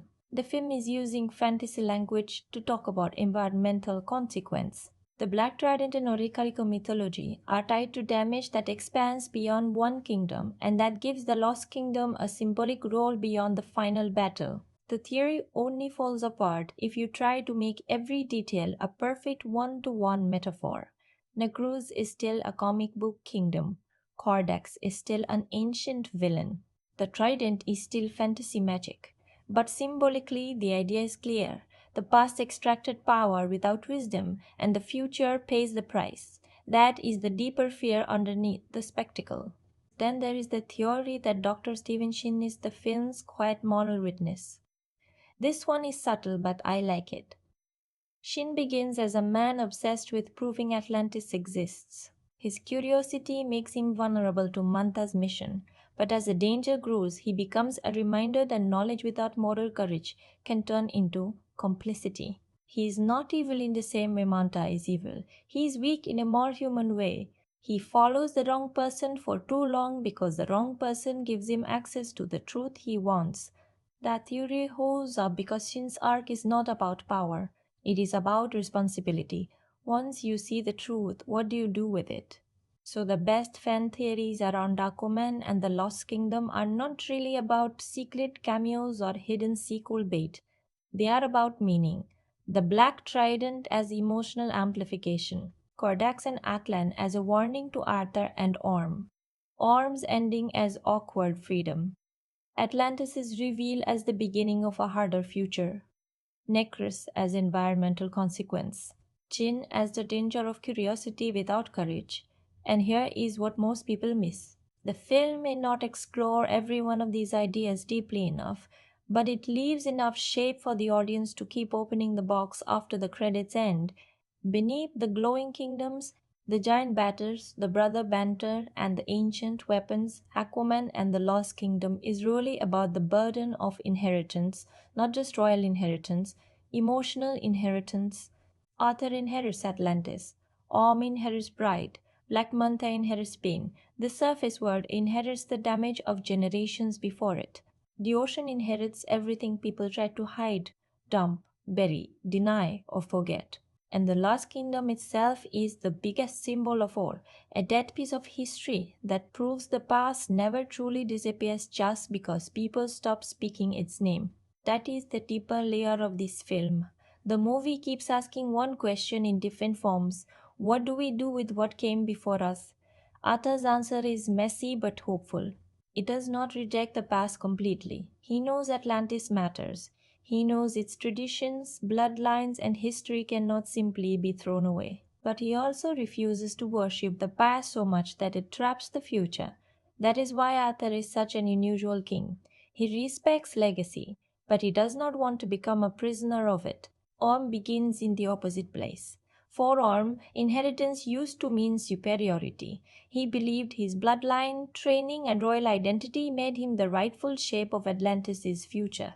His tragedy is that he confused tradition with wisdom. He thought being raised inside the system meant he understood the world better than Arthur. But the first film broke that illusion, and this sequel forces him to live with the emptiness after it. Here is where it gets layered. Orm's redemption is not about becoming soft. It is about becoming useful without needing to be supreme. That is a very human lesson. Some people only know how to feel valuable when they are in control. Take away their title, their position, their authority, and they do not know who they are anymore. Orm has to face that. If he is not king, what is he? If he is not above Arthur, what is left of him? If the throne no longer defines him, can he still choose honor? That is why his journey matters. Arthur, meanwhile, has the opposite problem. He has the throne, but he does not feel naturally shaped for it. He has power, but not comfort. He has authority, but not certainty. His deeper struggle is not whether he deserves to be king, it is whether he can become king in his own way. The film is saying leadership does not have to look like the old model. A good king does not have to be cold, distant, ceremonial, or perfectly controlled. A good king can be emotional, he can be funny, he can be rough, he can make mistakes, but he has to care beyond himself. That is the line Arthur cannot cross. He can be messy, but he cannot be selfish. Black Manta is the warning of what happens when pain becomes selfish. His grief is real. His anger comes from a real wound. The film does not need us to agree with him to understand that something inside him broke. But his tragedy is that he chooses to feed the wound forever. He turns loss into identity. He lets revenge become the only story he tells himself. That is dangerous because pain can start as something we carry, then slowly become something that carries us.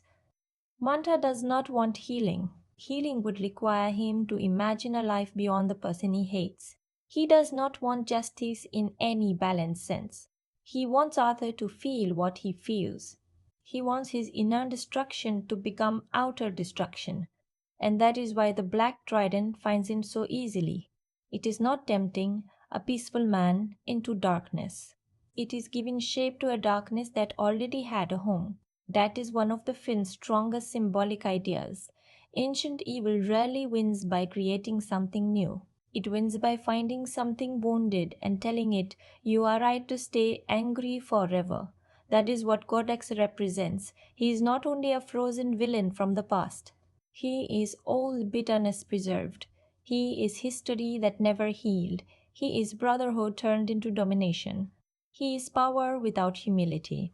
And when Manta connects with him, the movie links personal revenge with historical corruption. One man's wound becomes the doorway for an ancient wound to reopen. The lost kingdom itself becomes a symbol of buried consequence. Every civilization has a version of Necrus, not literally, but emotionally. A place in the past where something went wrong, something shameful happened, something dangerous was created, and later generations decided it was easier to bury it than understand it. But buried things do not vanish. They wait, they leak, they return in distorted forms. That is why the environmental layer fits this story. The film is not subtle about the planet heating, the ocean suffering, and old power damaging the world, but subtlety is not always required when the idea is this direct. The ocean remembers what the world does to it. The sea receives the waste, the heat, the violence, the arrogance, and the denial. And eventually, what happens beneath the surface returns to the surface. That is the human truth inside Aquaman's mythology.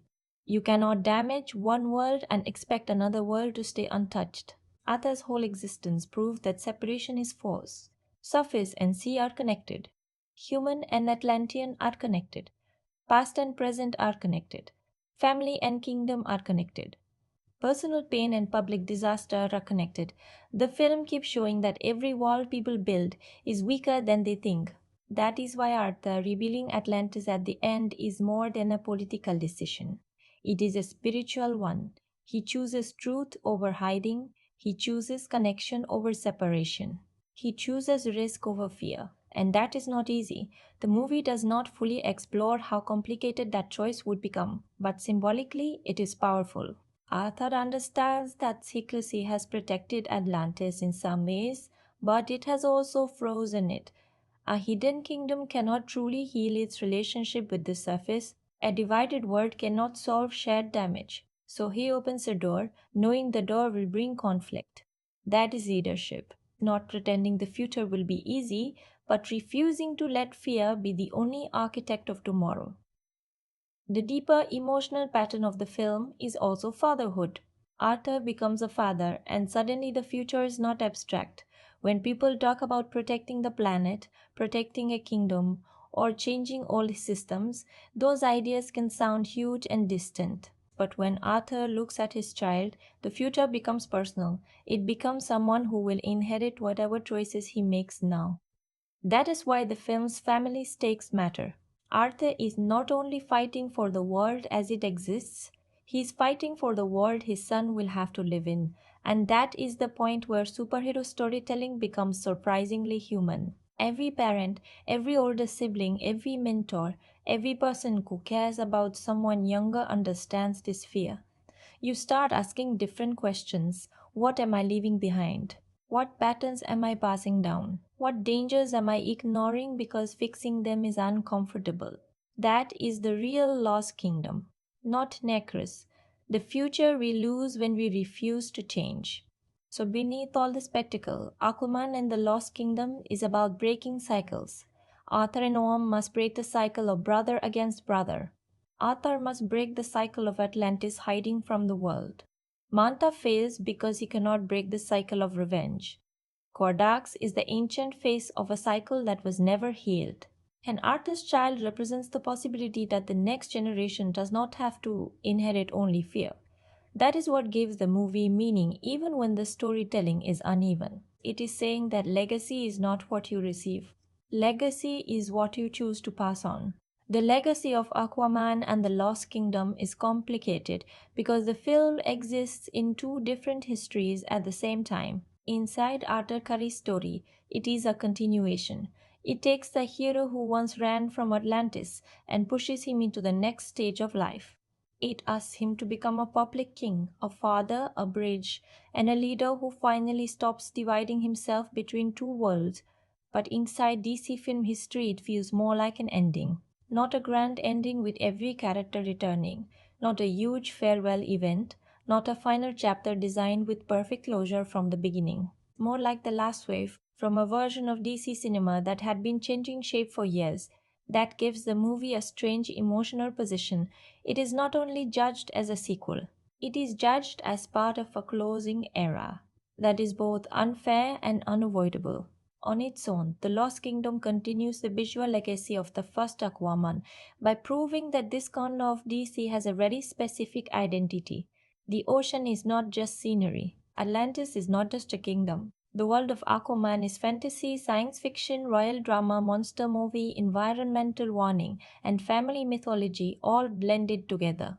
That is still unusual in superhero cinema. The first Aquaman helped make that identity feel commercially powerful. It showed that a character many casual viewers once underestimated could carry a massive global adventure.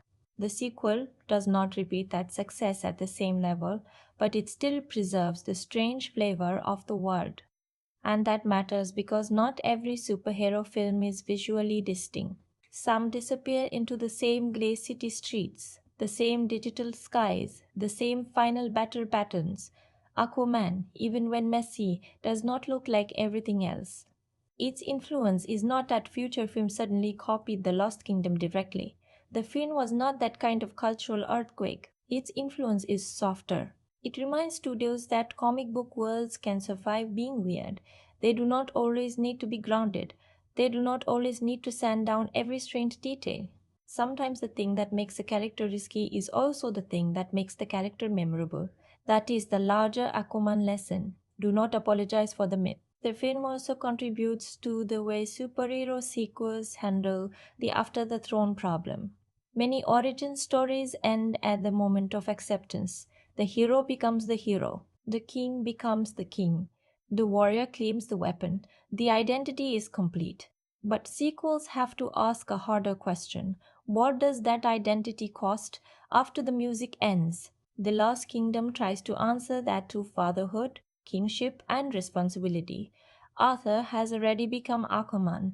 Now he has to become stable enough for others to depend on him. That is a meaningful evolution. It may not be explored as deeply as it could be, but the direction is right. A hero cannot stay in origin story energy forever. At some point, the story has to ask whether power can mature. The film's reputation will probably remain mixed. It does not feel like a misunderstood masterpiece waiting for total rediscovery. Its flaws are too visible for that. The pacing is rushed. Some characters are underused. The mythology could be richer. The emotional beats often need more room. Those criticisms will not disappear with time, but I do think its reputation may soften. That happens with certain blockbuster sequels. when they release, they are crushed under expectation. Franchise politics, box office pressure, and online debate. Years later, people return to them with less weight on their shoulders. They stop asking whether the movie saved the universe and start asking whether it gives them something enjoyable, strange, or emotionally specific. Under that lens, The Lost Kingdom may play better as a fast, colorful, brother driven fantasy adventure than it did as a major franchise event. Its strongest lasting piece will be Arthur and Orm. That relationship gives the film its rewatch value. Not the ancient weapon, not the final villain mythology, not even the world ending stakes.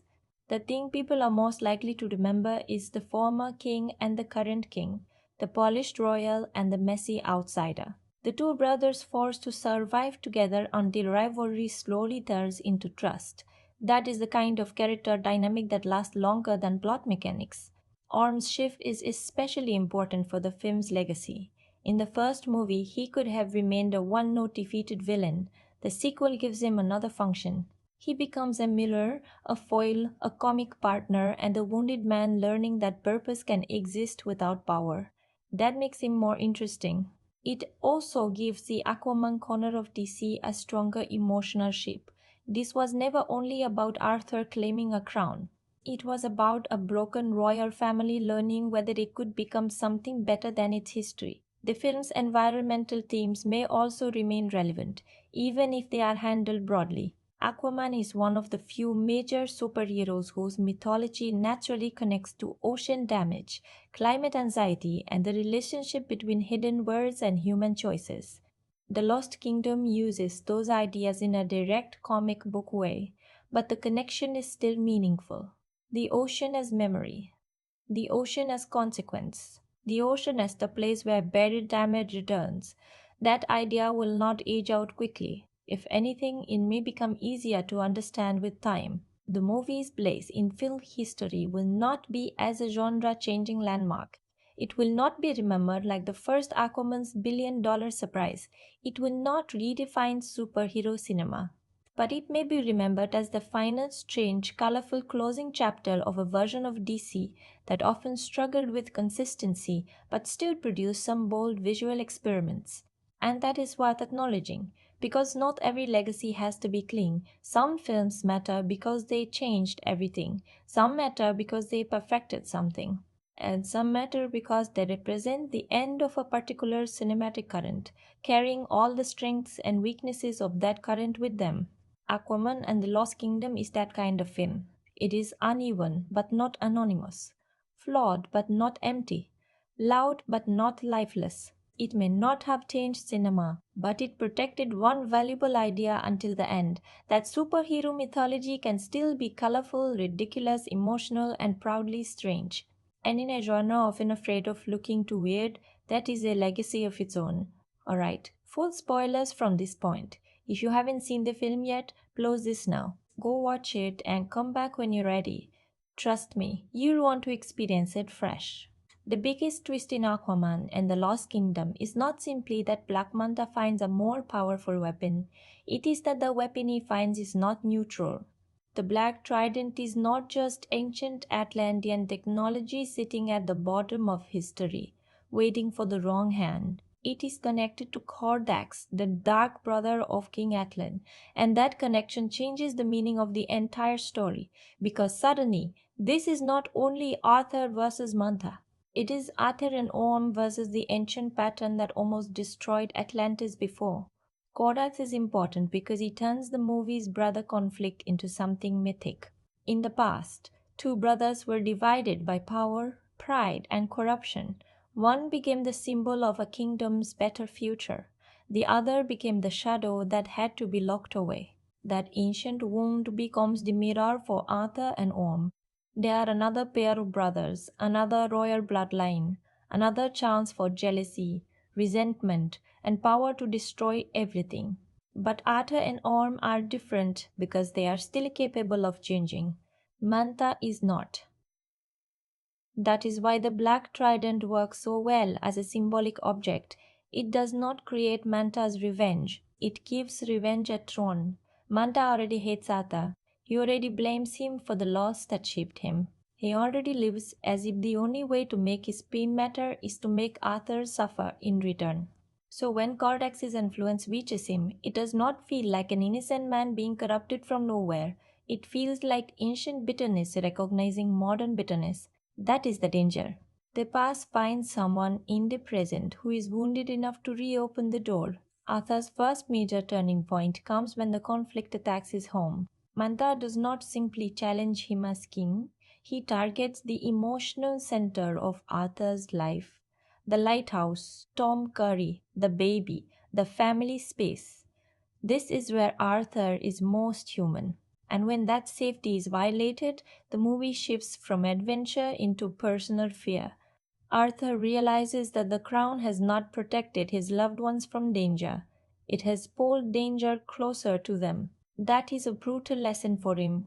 A king's family does not stand outside the kingdom's conflicts, they become part of them. This is what pushes Arthur toward Orm, and that choice is one of the most important emotional turns in the film. Arthur could try to solve everything alone. That would be the old instinct fight harder, move faster, smash through the problem. But he understands that this threat is tied to Atlantean history in ways he does not fully understand. He needs someone who knows the old world better than he does. So he goes to the brother he defeated. Orm's condition, when Arthur finds him, tells its own story. He is no longer the polished ruler of Atlantis. He has been reduced, isolated, and weakened. But his pride is still there. That is what makes him interesting. Orm has lost power, but he has not lost identity. He still sees himself as royal. He still sees Arthur as undisciplined. He still carries the arrogance of someone raised to believe he understood Atlantis better than anyone else. But the journey slowly breaks that arrogance down. At first, Arthur and Orm work together because they have to. Not because they trust each other. Not because the past is healed. Not because the past is healed. Not because Orm suddenly regrets everything in a simple, easy way. They cooperate because the danger is bigger than their resentment. And that is more believable. Real broken family relationships rarely repair in one emotional speech. Sometimes the first step is not forgiveness. Sometimes the first step is survival. Their mission reveals the truth about the Black Trident, Necros, and Codex. Necros is the Lost Kingdom, a dead shadow of Atlantis powered by dangerous forces and ruled by corruption. It represents the buried part of Atlantean history that everyone would rather leave frozen. But like all buried things in stories like this, it returns when someone desperate enough digs it up. Manta becomes that person. The Recalcum element is also important because it gives the film its environmental warning. The ancient fuel does not simply power machines, it damages the balance of the world. It heats the planet. It destabilizes life above and below the ocean. The movie is very direct here, but the message fits Aquaman perfectly. The surface and the sea are not separate worlds. They are connected systems. When one is poisoned, the other feels it. When all power is abused, the future pays the price. That is why Arthur's politics matter. At the beginning, he wants Atlantis to reveal itself to the surface world, but the Atlantean leadership resists. They fear humans, they fear exposure, they fear the chaos that could follow. And honestly, those fears are not completely irrational. But the film's point is that hiding does not solve shared danger. The ocean cannot hide from surface damage. The surface cannot ignore Atlantean history forever. Secrecy may delay conflict, but it cannot create healing. The climax brings all of those ideas together. Manta kidnaps Arthur's son because royal blood is needed to free Cordax. That detail makes the final battle personal and historical at once. Arthur is not only saving his child, he is stopping an ancient evil from using the next generation as fuel for the past. That is the whole movie in one image, the future being threatened by old hatred. Arthur's fear as a father becomes the emotional center of the ending. He is not fighting for a throne in that moment. He is not fighting for status. He is fighting for his child's life and for the world that child will inherit. That makes the final battle more meaningful than another giant superhero collision. The scale is huge, but the emotional target is small and vulnerable. Then Orm's choice becomes the real redemption beat. He helps Arthur break the cycle. He stands against Curdax not because it gives him back the crown, but because he finally understands that protecting Atlantis matters more than ruling it. That is a huge shift for him. In the first film, Orm wanted power because he believed power was his right. In this film, he begins to understand purpose without ownership. He does not need to be king to matter. He does not need to defeat Arthur to define himself. That is why his ending works. Arthur and Orm succeed because they become the opposite of Atlan and Kordax. They do not allow brotherhood to become a prison of pride. They do not let old rivalry decide the future. They choose trust at the moment history expects repetition. Manta's ending is darker. He is defeated, but what matters is that he refuses release from his own obsession. Even when destruction surrounds him, he cannot step away from the hatred that has defined him. That is the tragedy of his character. He is not just beaten by Arthur, he is consumed by the revenge he thought would give him power. The hidden detail most people miss is that the movie keeps connecting identity with environment. Arthur's warmest moments happen around family and open life. Manda's world is mechanical, harsh, and closed. Om begins in confinement and ends in movement. Necrus is frozen, trapped, and dead. Atlantis is beautiful but politically sealed off. Every major space reflects a character's inner condition. Another detail is the way fatherhood changes Arthur's relationship to leadership. At first, ruling feels like an obligation placed on him by history. By the end, leadership becomes something he chooses for the sake of the future. His son changes the question. It is no longer, how do I survive being king? It becomes, what kind of world am I leaving behind? That is why the final reveal of Atlantis matters. Arthur publicly reveals Atlantis to the surface world. This is the ending he has been moving toward from the beginning. It is risky, bold, and probably terrifying for both worlds. But it is also honest. Arthur finally stops living as two separate versions of himself. He is not surface man sometimes, an Atlantean king other times. He is both. His life is the proof that the two worlds can connect. The ending does not mean everything will be peaceful. In fact, if the story continued, this choice would create enormous tension. Governments would react, scientists would obsess, Atlanteans would fear exploitation, humans would fear invasion, Arthur would face pressure from every side. But that is what makes the ending meaningful. He does not choose the easy path, he chooses the truthful one. The post-credits scene gives Orm a much smaller ending, but it is still important. We see him on the surface, eating a burger and reacting to the cockroach joke Arthur planted earlier. On the surface, it is silly. Very silly. But underneath the joke, it shows Orm doing something he could never do before, living outside the royal script. He is not on a throne. He is not in a prison. He is not leading an army. He is simply existing in a world he once looked down on. That is freedom for him, not glorious freedom, awkward freedom, strange freedom, surface world freedom. And for Rom, that might be exactly what he needs. My personal reaction to the ending is mixed but mostly warm. I think the film reaches the right emotional destination, even if it takes a rushed path to get there. Arthur revealing Atlantis is a strong endpoint for his arc. Orm choosing life beyond power is satisfying. Manta's refusal to let go of revenge feels consistent, and the Lost Kingdom mythology gives the story a larger symbolic shape. But I also wish the ending had more breathing room. Arthur's public reveal should feel massive. It should feel like history cracking open. The film gets the idea right, but the emotional scale could have been even stronger.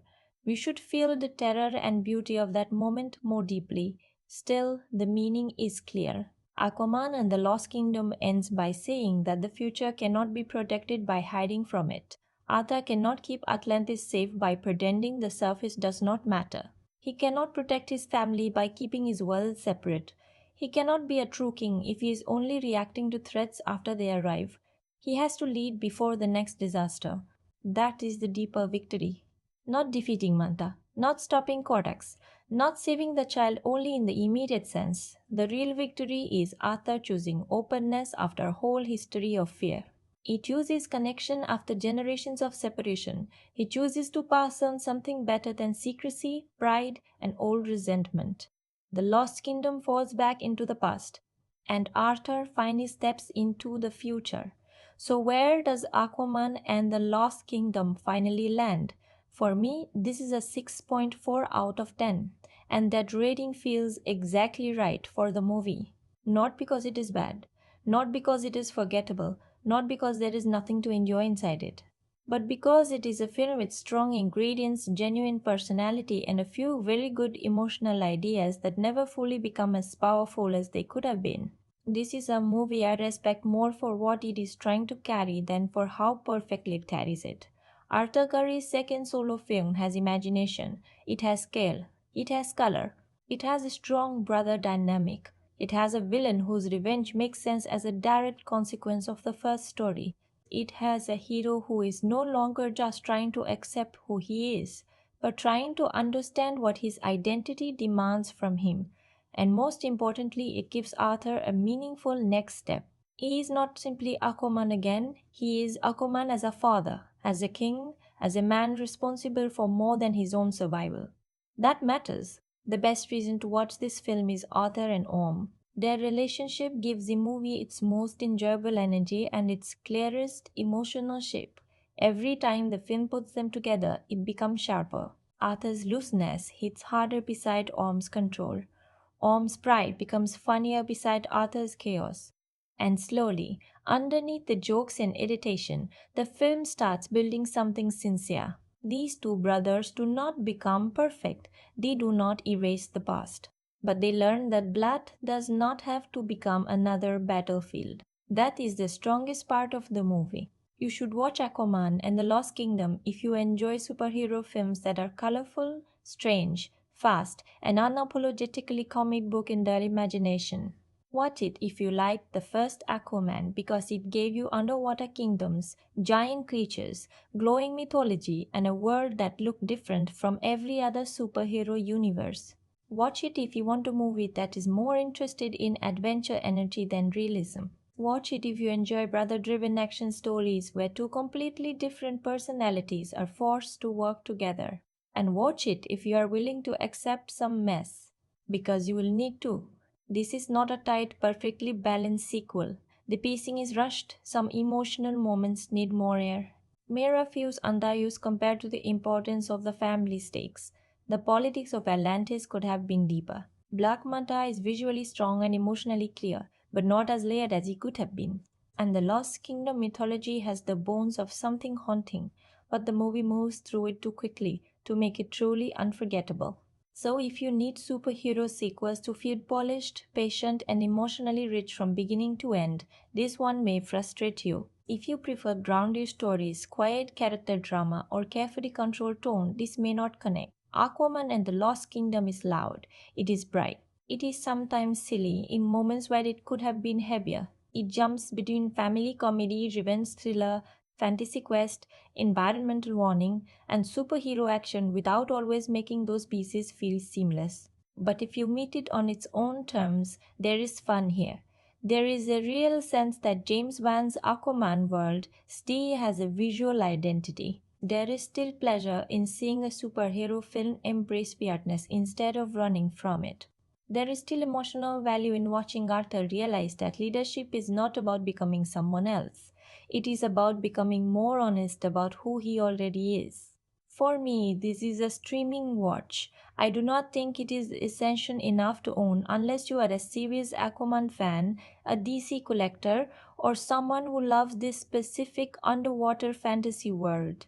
And in cinema, it probably worked best for the scale and sound, but as a complete experience, it feels more comfortable on streaming, where the pressure is lower and the movie can simply be what it is, a fast, flawed, colorful, final ride through Atlantis. And that is the real verdict. Aquaman and the Lost Kingdom is not the triumphant sequel it could have been. It does not reach the surprise power of the first film. It does not fully unlock the depth of its own ideas. but it does give Arthur career fitting emotional direction. It lets him stop being only the man between two worlds and become the man brave enough to bring those worlds together. That is not nothing. The box closes on a king who finally understands that the future cannot be protected by hiding from it. Every film is a box, and we opened this one together, and that is our full breakdown of Aquaman and the Lost Kingdom. Thank you for staying with me all the way to the end because this is exactly the kind of movie the film box was built to open. Not a perfect film, not a clean film, not a film everyone will agree on, but a film with layers underneath the noise, and sometimes those are the most interesting boxes to explore. If this breakdown helped you see Arthur, Orm, Black Manta, Atlantis, and the Lost Kingdom in a different way, then leave the video a like. It really helps this channel grow and tells me you want more deep movie breakdowns like this. And if you are new here, subscribe to the Film Box because we do not just recap movies, we open them. We look at the story, the symbols, the hidden details, the ending, the flaws, the strengths, and the emotional meaning sitting underneath the surface. Now I want to hear your take. Did Aquaman and the Lost Kingdom deserve more love? Or was it a disappointing final chapter for this version of Atlantis? Drop your honest rating in the comments and tell me which relationship worked better for you, Arthur and Orm as brothers, or Arthur and Black Manta as enemies. Because for me, that brother dynamic is where the movie truly finds its strongest current. And in the next video, we are opening another film box, another story with secrets under the surface, and another ending that deserves a closer look. Every film is a box, and we've only just started opening them. That's the film box. See you in the next one.